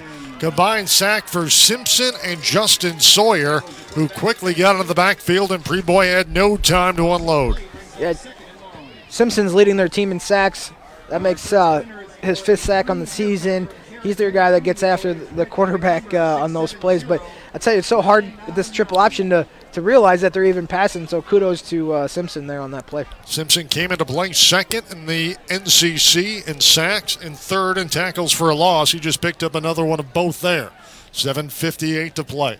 2nd down and 17 now. Preboy straight ahead, handoff to Surik, and he's going to take the pile all the way across midfield into Hobart territory down to the 48. Yeah, that might be their second play, the biggest play of the night outside of that deep pass. 12-yard run there. I mean, that was had a head of steam going there. Was 2nd and 17. He got 9 back on that run. Tough to bring down, as you brought up earlier. 2 wide receivers to the near side for Preboy on 3rd down and 8 now. Preboy on a keeper. A couple of Brickies jump on his back and finally pull him down, and now we have a late flag from the far side. So Preboy picks up 3 or 4. We'll see how they sort out the flag. Thrown by the far side official. Clock stop 7:10. They're going to call a face mask against the Brickies, so an automatic first down now upcoming for Munster to keep this drive alive. Hobart leading it 33-0, 7:10 to play here in the 3rd quarter. And they'll move the spot of the football all the way up to the 31-yard line in Hobart territory. John, I'm just thinking about what if this, all these new facilities and all the turf. Imagine if this was grass, this would be a muddy game. This would be awfully muddy. In the trenches, 3 yards in a cloud of mud there. It's difficult enough in a triple option to see exactly the quarterback running back exchange. If their white jerseys were filled with mud at this point, it'd be a guessing game. So first down and 10 now for Munster. Ball left hash. Preboy on a keeper, and he's going to work his way almost inside the 25. Good quick hitting. Run off that. Faked the handoff. Worked around right tackle and got himself down to about the 25-yard line. Picks up 7 positive yards on that first down run for the junior quarterback. Yeah, that's exactly. They ran that play a couple times earlier and had some success where the wing came in motion. They read out the fullback, and then the quarterback follows the wing as the lead blocker there. So that's a well-designed play. 2nd down and a long 3. Now a pitch to Rodriguez. Running left, cuts back to his right, but he's wrestled down at the 25-yard line. Bricky's defense stays stride for stride with Rodriguez. I tell you, Ensling is playing tough corner on that side of the field. He's making sure that those guys don't get outside, and he's forcing the play back inside, which is what you're supposed to do by design. And the linebackers were able to scrape over and fill. So 3rd down and a long 3. 2 wide receivers to the near side. Choros in motion. Preboy in the handoff straight ahead to Surik. He moves the pile down to the 21. Looks like it's enough for a first down for Munster as they move the chains again. Once again, right up the middle. I tell you, Surik, he's running hard tonight. And if you're Hobart, I mean, you still got your starters in the game, so you got to be thinking of what's going on. If you're on the sidelines there, I mean, they're moving the ball right down the field. 20-yard line down the line of scrimmage. First down and 10. Preboy. Handoff this time to Surik, but he has nowhere to go. Absolutely stood up at the line of scrimmage by the front line for the Brickies. This is time. Noah Miller there in the initial hit. Where you're hitting him up the middle, hitting him up the middle. This is where Preboy is. He pulls it and tries to get to the perimeter. So we'll see if that's what they got dialed up. Some sort of jet sweep action for Choros coming out of motion. 5:09 to play, 3rd quarter, 2nd down and 10. Preboy on the option, steps over a man, gets inside the 10, down inside the 5, and a late flag after Preboy was brought down, I believe at the 5-yard line. A late flag came in from the back judge, and we'll see how they sort that out, but Preboy with enough for a first down, regardless of the penalty, if indeed it's against the Brickies. Personal foul face mask called against Hobart. Second one on this drive called against the Bricky defense. And first down, goal to go now for the Mustangs. Right on cue. You hit him up the middle, and then Preboy pulls it, and he's able to find some running room. Line of scrimmage now, the 3-yard line. First time that Munster's been in the red zone here tonight. They trail at 33-0, 4:57 to play in this third quarter. It's a long drive. Absolutely. They've mixed it up a little bit. They've tried to throw the ball a couple times. 7 minutes and 3 seconds so far.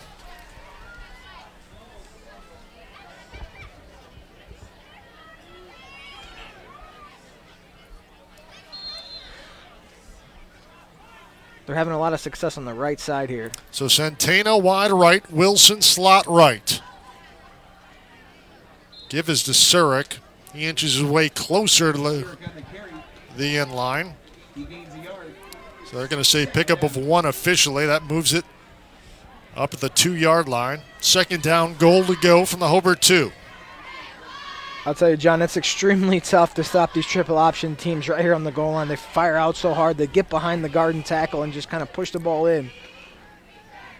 Another straight ahead handoff. Preboy says that Surik got in, but no official call yet from the officiating crew as they untangle the masses down near the goal line, and they're going to say no. He came up short. So third down, goal to go from about the 1-foot line now for this Munster offense. As we crawl under 4 minutes and a running third quarter clock. 33-0 Hobart. That's where they pulled a credit card out to see if it broke the line here. Preboy, straight ahead give. This time it's going to be Surik, and he got in.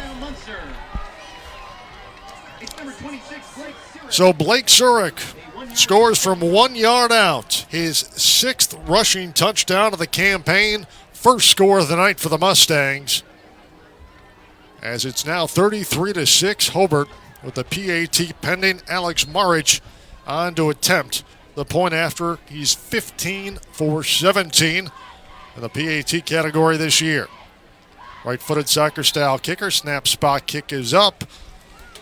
Kick is good. So 3:45 to go in the third quarter. Our count, Hobart 33, Munster 7. This is game night on the Region Sports Network, the only game in town. Serving 100% prime beef burgers, Burger House is the ideal place to satisfy a hearty appetite. The Burger House menu offers more than just burgers. How about a salad, or fish and chips, or maybe fish tacos? Whatever you decide on, the Burger House chefs will prepare it from scratch. Every burger sold from their 2 locations in Valparaiso and Schererville goes to help children in need through their partnership with Kids Alive International. Check them out on the web at visitburgerhouse.com. Did you know? Wow, they'll prepare fresh fish while you wait. Did you know? They make over 40,000 donuts from scratch every week. Did you know? They offer 23 different deli platters for your party. Did you know? They have freshly chopped fajita mix ready to cook. Did you know? They have the best fried chicken in the area. Did you know? They offer our signature curbside service 14 hours a day. Strack and Van Til. Now you know. John Fitzgerald, Josh Huddleston back here at the Brickyard. The Brickies, a commanding 33-7 lead on Munster, but the Mustangs got into the end zone for the first time tonight. With 3:45 to go in this third quarter, Blake Surik, his 6th touchdown run as he tallied from 1 yard out to cap a very impressive 7+ minute drive that elapsed 80 yards for this Mustang offense. That was a combination of Preboy and Surik runs and a couple sweeps, and they got a couple breaks on some penalties. That's football, and they were able to punch it in. We had talked about them having success in the first quarter, doing the exact same thing. They came out in the second half and had some success again.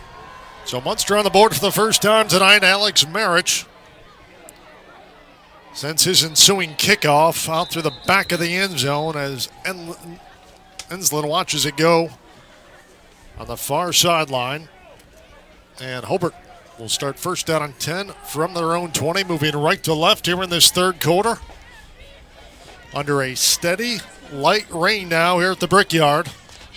33-7, the homestanding Brickies with the lead. Yeah, if you're Hobart, you cannot be happy with that defensive series. I mean, Munster was able just to move the ball methodically down the field. Nothing special, nothing cute, just a triple option. And strategically moved it down. So if you're Hobart, you got to try to answer back just from a momentum standpoint, from a confidence standpoint. You know, your goal was to establish dominance and get some momentum going into the sectionals. So they've gone to the fourth quarter down at Lowell, and the Red Devils still leading Andrean 14-0. Ensslin on the first down run for the Brickies gets across the 25-yard line. Picks up 6 on that first down run. Second down and 4 now for the Brickies. 3.5 to play here in the third quarter. Just a straight dive play. 6-yard gain. They've had some success, especially early on in that first quarter with Ensslin going right up the middle.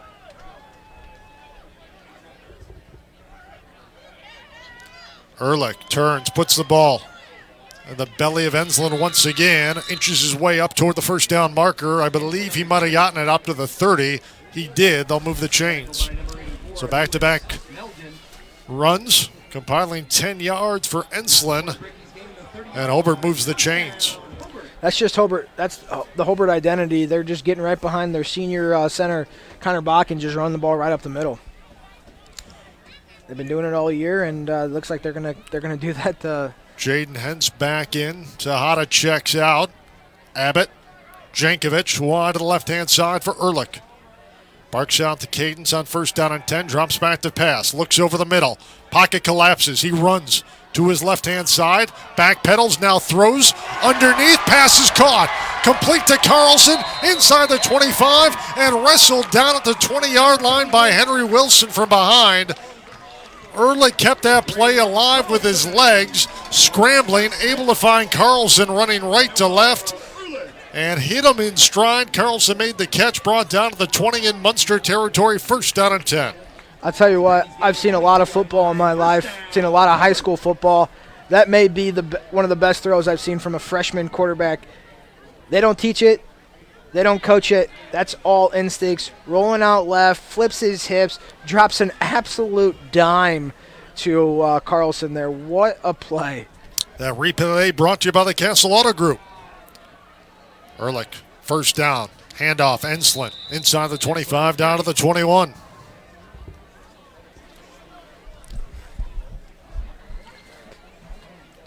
Ehrlich, just a freshman. Feel like we need to keep saying that for what he's doing on the field. I'll tell you what. Because it's not the norm for a freshman quarterback at this level. Arm strength, composure. Keeps his eyes downfield. That's just, you see that at the next level right there. That kind of instinct, just flipping his hips and throwing it. And also throwing across the grain, too, for the right-hander. As he was rolling left, give to Ensslin, bounces outside, 5 toward the pylon into the end zone, touchdown. Fourth time tonight that the senior Mark Ensslin has found the end zone, his third rushing touchdown tonight. He had one on the defensive end, and Hobart now answers right back. They take a 39-7 lead on the Munster Mustangs with 1:20 to play here in the third quarter. I'll tell you, that was a quick answer by the Brickies. That's kind of their offense tonight, is those quick touchdown answers. Jankovic on for the PAT. Luke Granzel, the long snapper, Ensslin.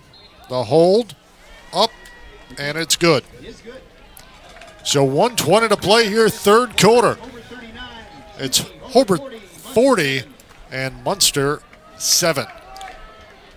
Impressive drive on the ground by Enslin once again, picking up where he left off in the opening half, and Ehrlich just outstanding, keeping that play alive. The big hitter to Carlson on the receiving end into Munster territory. And the Brickies, as you said, answer right back, Munster's lone score. Here it is on the replay again. Noah Ehrlich in pressure, guys in his face, just drops an absolute beautiful pass. It's pretty impressive. And then the touchdown recap by Enslin right here, just falling right behind his Carlson, leading the way, and Enslin does the rest with his speed. Pretty impressive 2 plays right there. And I mean, the Munster Mustangs, I mean, they had great pass rush on the previous play. They were in the backfield and just improvised and was able to throw the ball downfield. Exactly 2 things on that pass play. One was they did get pressure, forced Ehrlich, flushed him out of the pocket toward the near side. He had the ability to flip his hips, keep the play alive. But Carlson was defended relatively well. That was a perfectly thrown pass to Carlson. It wasn't that he was necessarily wide open. That was, he threw against his body and absolutely hit Carlson in stride. Now here's Wilson on the return for Munster, and he works his way all the way back up to the 29-yard line. That's where Munster will start first down on 10 with 73 seconds to go here in this third quarter. There's always the talk at the next level, and the next level, the guys get less and less open, and you don't scheme guys open at the next level. But that guy, I mean, he threw him open. I mean, that's just absolutely. That's just an incredible play. So first down and 10 now for the Mustangs. Ball at the left hash mark. 1:13 to play here in the third quarter. It's Hobart 40, Munster 7. Mustangs, last time they had the football, over 7 minutes, an 80-yard drive resulted in Zurich's 6th touchdown of the campaign. Preboy on first down. He's going to keep it. Runs across the 30, takes a big hit, and still stays on his feet, works his way up to the 34-yard line. He's been battling all night, Preboy. Pick up a 5 on the play on that first down run. A couple of those came after a really tough hit he took right over the middle. So second down and 5 now for the Mustangs. Centeno comes wide to the right-hand side. Wilson slot right. Preboy slides under center. Churros in motion. Preboy again on a fake handoff keeper off right tackle, and he works his way up to about the 38-yard line, about a yard and a half shy of the first down marker. Third and short now for the Mustangs. They're right back to where they left off on offense on the last drive, just methodically moving the ball down the field. Nice first 2 plays of this drive, just right up the middle, combination of Preboy and Shirk.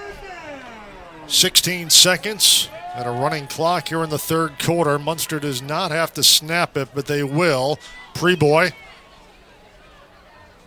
Handoff to Zurich, and he's swallowed up. He'll be lucky if he got back to the line of scrimmage. Great pressure applied by the front 4 for the Brickies. Flores made an initial hit to bring down Zurich.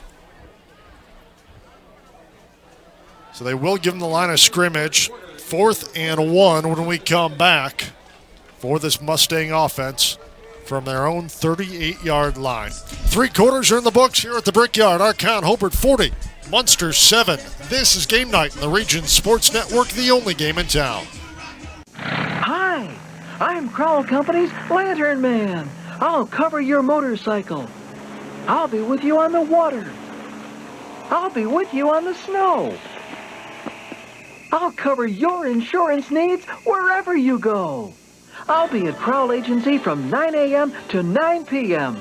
As Crowell Company's Lantern Man, I'm your insurance superhero. Crowell Companies, the insurance professionals in Highland, Maryville, and Michigan City.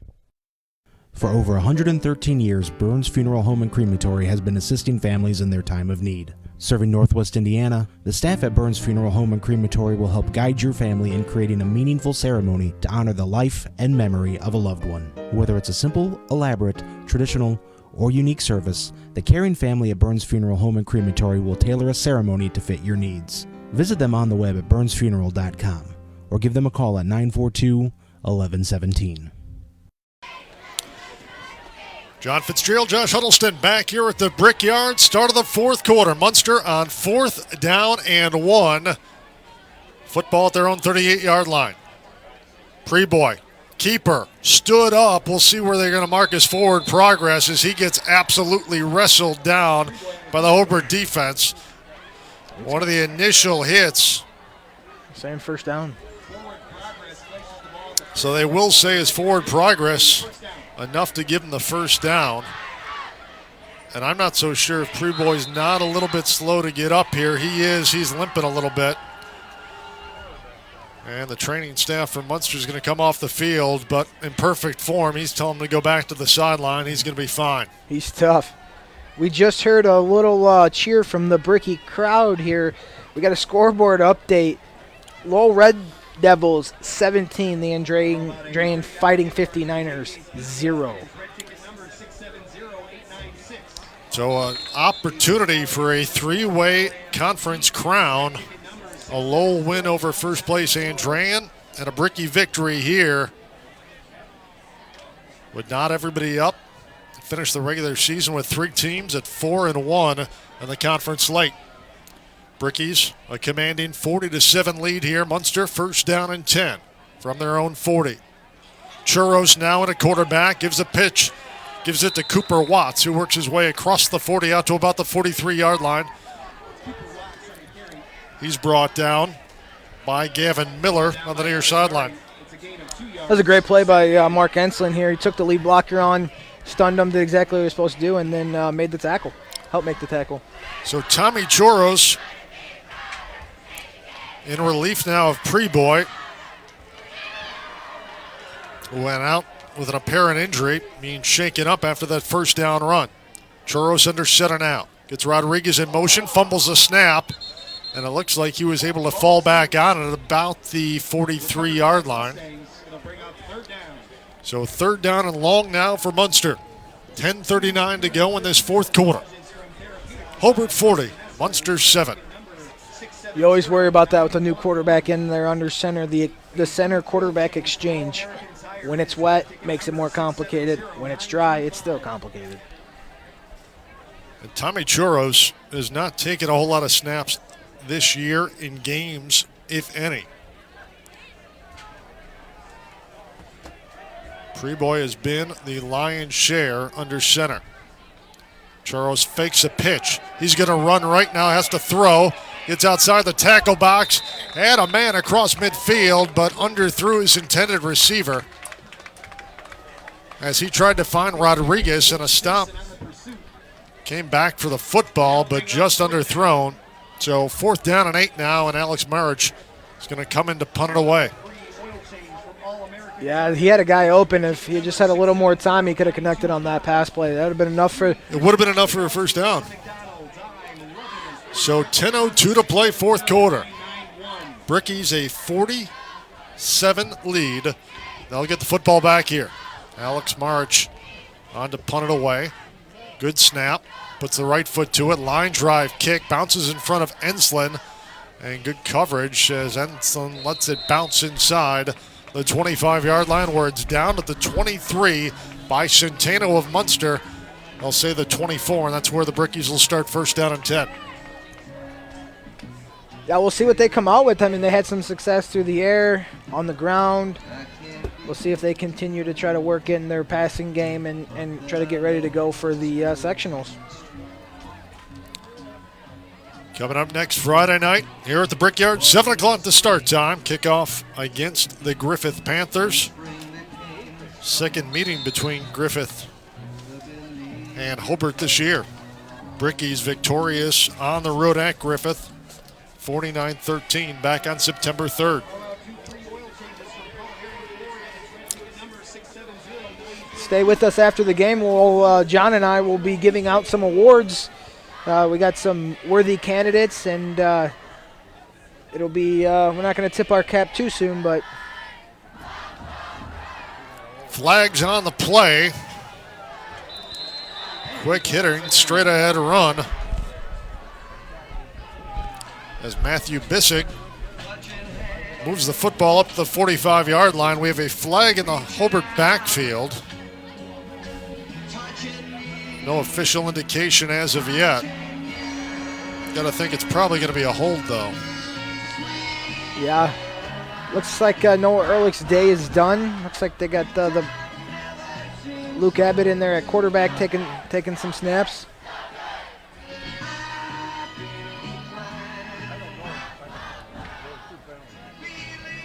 Two penalties actually on the play.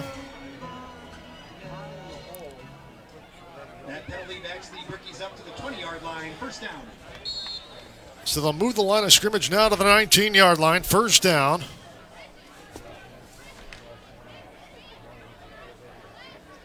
First down and 15 officially.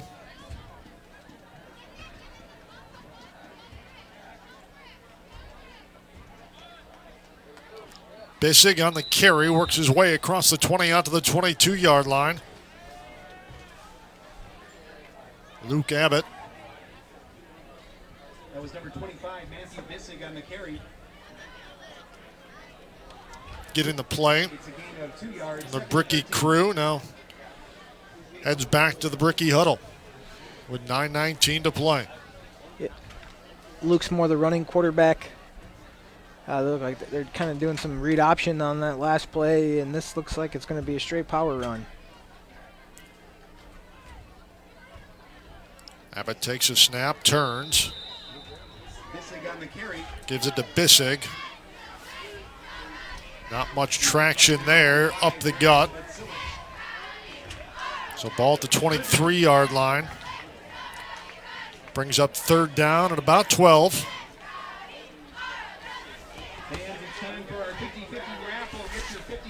8:40 and a twisting fourth quarter clock here. It looks like Hobart's starting to sub in the guys down the depth chart. Getting some younger guys some Friday night exposure. So Abbott works out of the pistol, claps his hands, turns, fakes a handoff to Bissig. He's going to run right 25. Cuts back at the 30, and he's wrestled down on the near side at the 30-yard line, brought down by Abe Centeno of Munster. That's going to bring up fourth down and about a long 4 for the Bricky offense. That was the read option. They gave it on the previous play, and then that time Luke Abbott pulled it and came around this side, but great job by the KB defense to string it out and stop him short of the sticks.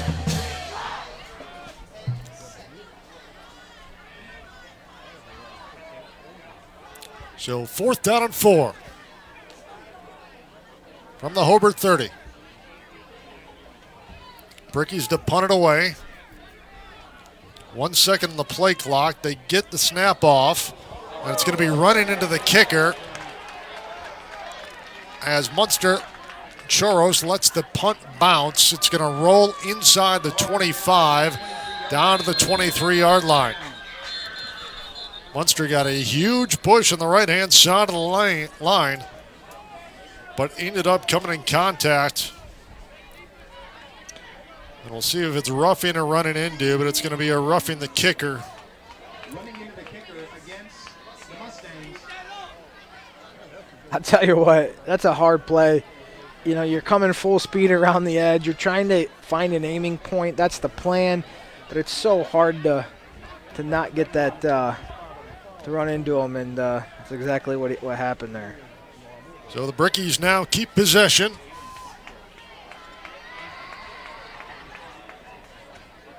First down after the penalty. They'll move the football up to the 45-yard line still in Hobart territory. 7 minutes and 20 seconds left in this fourth quarter on senior day here in Hobart. Brickies a commanding 40-7 lead on visiting Munster. The score still remains 17-0 with 3 minutes left in the Lowell Andrean game. So at this point, if it holds serve, there will be some share of the NCC title. Abbott still in at quarterback. Gives in a handoff to Bissig. He's hit at about the 29-yard line. Good tackle in space by Cooper Watts. But offensive end for the Mustangs. Bissig picks up 5 on the play. Second down and 5 upcoming. Stay with us after the game here. We'll name the player of the game, presented by IKORCC. the Indiana, Kentucky, Ohio Regional Council of Carpenters. That all comes your way in about 6 minutes and 49 seconds. Hobart looking at a 2nd down and 5. Ball at midfield to the right hash mark. Abbott in at quarterback in relief of Ehrlich. Claps his hands, takes a high snap, turns, puts it in the belly of Bissig. Spin move at the 45, into Munster territory and down to the 42-yard line. Boy, outstanding run in space and a great pirouette move by Bissig to keep the play alive as he moves the chains. 1st down and 10. We call that the B button. That's exactly what it is. Well said. Hit the B button right in there and get a 1st down. So the Brickies move the chains. Abbott breaks huddle. Bissig lines up behind him out of the pistol. 2 wide receivers to the far side. High snap again. Abbott's going to keep it running left. Gets inside the 40. Stiff arms a man 30. 25. Spun down at the 22-yard line, far sideline. Abbott a 1st down run after the fake handoff. Ran hard left from the quarterback spot. Then another 1st down for the Brickies. I'll tell you, the Hobart offense, they got a little read option in here with Abbott in there. That could be something they're putting on film for the sectionals and seeing, hey, we can maybe run a 2-quarterback system with the read option. It's looking good. More and more for the opposition to have to look at film-wise. Absolutely. It's a deep and talented ball club, this Bricky offense. Abbott out of the pistol, high snap, goes through his hands. He's going to have to dive on it back at the 35-yard line. Got a score update for those listening and interested in what's going down at the Inferno. It's 17-7 now. Lowell with approximately 2 minutes left.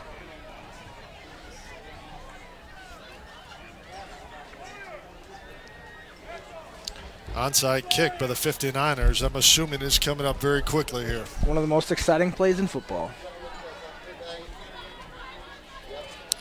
So 2nd down and 22. After the loss of 12 on the errant snap. Abbott, high snap again, goes through his hands again. This time Munster had a chance to dive on it, but instead Bissig able to dive on it, but does so all the way back at the 46-yard line in Hobart territory. So back-to-back snaps. A little bit above head high for Luke Abbott, who couldn't handle them with the wet turf and the wet football. Line of scrimmage now, the 46-yard line in Hobart territory. 1st down marker is the 23 in Munster territory. I don't think you have a play for 3rd and 40. If you do, it's a good time to run it. And the Brickies will take time here with exactly 4 minutes left here in this 4th quarter. Stay with us after the game as we name the Great Lakes Roofing Blue Collar Player of the Game, brought to you by Great Lakes Roofing, Chicagoland's #1 commercial roofing contractor.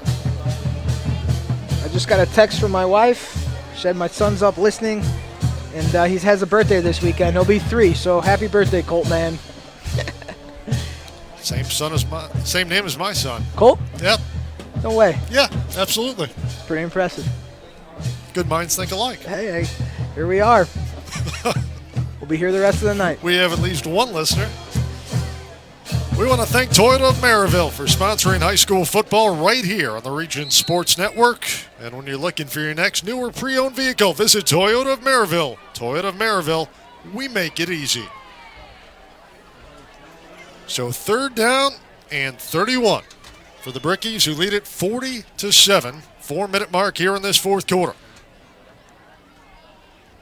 Abbott out of the pistol, single receivers right and left. Takes a snap, puts it in the belly of Bissig, who is hit immediately after the exchange. It's going to be a loss of about 5 more and bring up 4th down at about 36. So Hobart to punt it away here. Choros back in single safety standing back at his own 26-yard line. That was an interesting drive. Had some success and then a couple bad snaps and about back where they started. So 1 second on the play clock. They do get it off, get this punt away. It's a short kick. It'll bounce and take a Munster roll at the 35 and carry them all the way up to about the 40-yard line. So good field position for the Mustangs with 3:03 to play in this fourth quarter here at the Brickyard. Hobart a 33-point lead on the Mustangs. And we'll see if Preboy comes back out at quarterback or if Tommy Choros is going to run the offense for the final possession or two here in this night. Yeah, short time. Looks like Preboy is going to stay on the sidelines. So Choros back in as signal caller. He'll send Twins out to the near side. Actually, it's Opat now in at quarterback. His first snap of the night. Choros had the last series. Matthew Opat, 5'8", 160-pound sophomore. A little bit more of a thrower. That was a nice gain on first down. Right up the middle. So 2:41. Clock churning here in the fourth quarter. Opat, the sophomore at quarterback, slides under center. Two wide receivers to the left side. Takes the snap, straight ahead handoff, and enough for a first down. And the pile just moves with Blake Zurich. Strong runner, keeps the legs going, picks up a first down.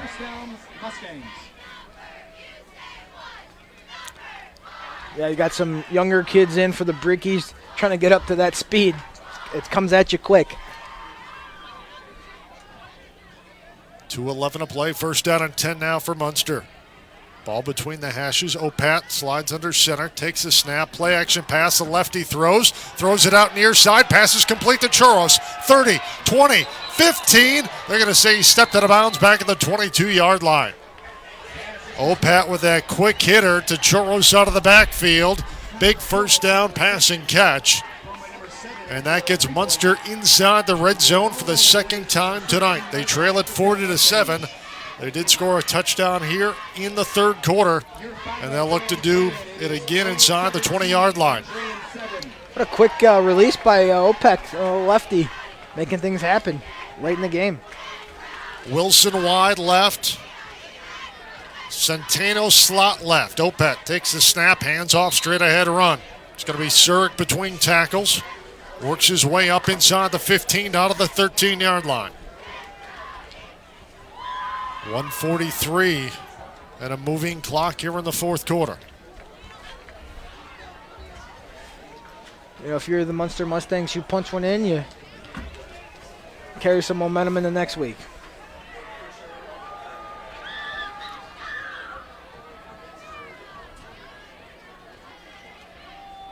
Handoff straight ahead. Zurich stays on his feet. Inside the 5, leans for the end zone. Does so. Touchdown. Blake Zurich, his second score of the night. Zurich tallies in a straight ahead run. Kept the legs churning. Got into the end zone for the second time tonight. For Zurich, his 7th touchdown run of the campaign as the senior closes out the regular season for the final time in a Munster uniform tonight with 2 touchdowns. That makes it 40-13. Hobart. Alex Marriage on for the PAT. The snap, the spot, the kick is up, and the kick is good. So Alex Marriage tallies the PAT. 1:16 to play here at the Brickyard. And Munster for the second time tonight behind Blake Zurich gets into the end zone. 40-14 our count. He's been a load to bring down all night long. I mean, he gets in there behind that center guard combo and just gets behind him and just push. And he keeps those legs turning. You're absolutely right there.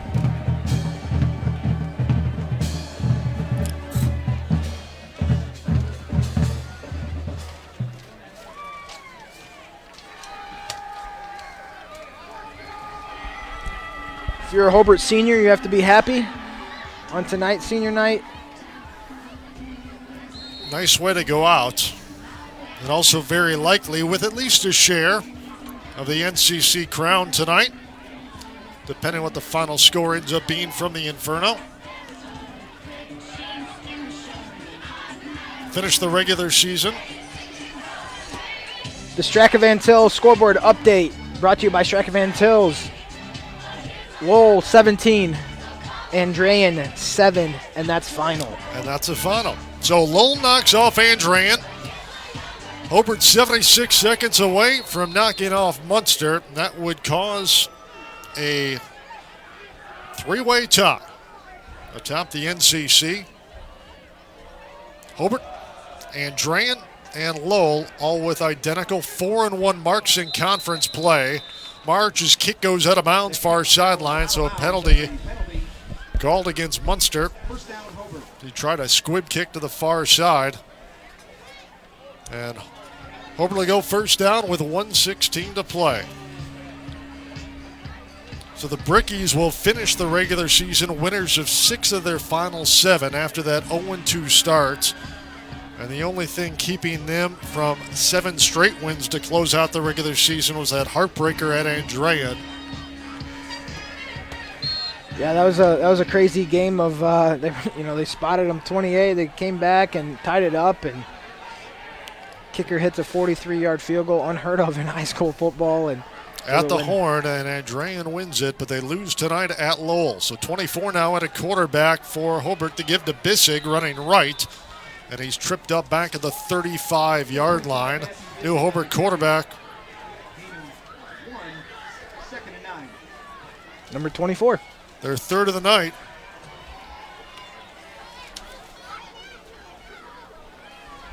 Hobart will be happy to let this clock run down as low as it can go and snap the ball with very few seconds on the play clock and get out of here healthy and injury-free. Don't forget, coming up to the conclusion of tonight's game, we'll name the Crowell Companies Lantern Man Superhero of the game.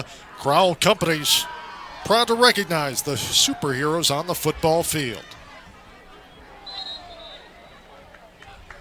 So, Brickies in their victory formation offense. They take a knee. That will be the last snap of the football game here on this final Friday of the regular season, as the Hobart Brickies in convincing fashion close out the regular season slate with 3 consecutive wins. Our final count tonight, Hobart 40, Munster 14 with the win. The Brickies improve to 6-3, 4-1 in the NCC. They finished in a 3-way tie for the NCC crown, along with Lowell and Andrean, all with identical 4-1 marks in conference play. Munster, with a loss, falls to 2 up and 7 down. They finished the regular season at 0-5 in conference play. Our post-game show is going to come your way after this timeout. Final score, Hobart 40, Munster 14. This is the game night on the Region Sports Network, the only game in town. Hi, I'm Crowell Company's Lantern Man. I'll cover your motorcycle. I'll be with you on the water. I'll be with you on the snow. I'll cover your insurance needs wherever you go. I'll be at Crowell Agency from 9 a.m. to 9 p.m. As Crowell Company's Lantern Man, I'm your insurance superhero. Crowell Companies, the insurance professionals in Highland, Maryville, and Michigan City. Those drops of water coming from your ceiling can make a lasting impression on your home or business. Before the tide turns, call Great Lakes Roofing, 866-551-7121. They work with your deadline, not theirs. From businesses to homeowners to property managers, the team of problem solvers at Great Lakes Roofing will be there fast and will exceed your expectations. And when the rain falls again, they will follow up to make sure that you're dry and comfortable. Great Lakes Roofing, 866-551-7121, or on the web at greatlakesroof.com. From schools to stadiums, hospitals and bridges, everywhere you look, union carpenters are building Indiana. With jobs and skilled trades in high demand, there's never been a better time to start building your future. As an apprentice, you'll earn a debt-free college degree, earn while you learn, and receive great benefits like health care and retirement. So what are you waiting for? Visit carpenters.com to learn more. Visit carpenters.com and start building your future today. Did you know? They decorate over 210,000 cakes a year. Did you know? Their butcher will cut your meat your way. Did you know? They have trained floral designers in store.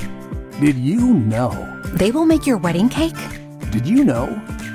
They have a variety of deli bakeable entrees. Did you know? Their online app has coupons and so much more. Who does that? Strachan Van Til. Now you know. Tech Credit Union is the better option for personal and business banking. Buy a car, remodel your home, pay for an education, expand your business. Tech Credit Union can help you do these things and more. You'll enjoy the latest banking services, but without the cost of the big bank relationship. With branches throughout the region, fee-free ATMs nationwide, and online services, they're convenient too. Learn more at techcu.org. Contact any branch or call 800-276-TECH. Tech Credit Union is an equal opportunity lender and federally insured by the NCUA. John Fitzgerald, Josh Huddleston, back one final time here inside Don Howell Field, the Brickyard at Hobart High School, where the Brickies win convincingly tonight, 40-14 over the visiting Munster Mustangs, and Hobart with the win improves to 6-3 overall, 4-1 in the NCC, and they finish in a three-way tie for the top spot in conference play, along with Lowell and Andrean. And Josh, the Brickies did it in convincing fashion without the services of their starting running back. People stepped up. People were impressive, both the quarterback and Mark Enslin, who had an outstanding day. But this was an offense that really clicked well, I thought, today. Yeah, absolutely. I mean, the weather we thought maybe might have some negative effects on a high-powered offense.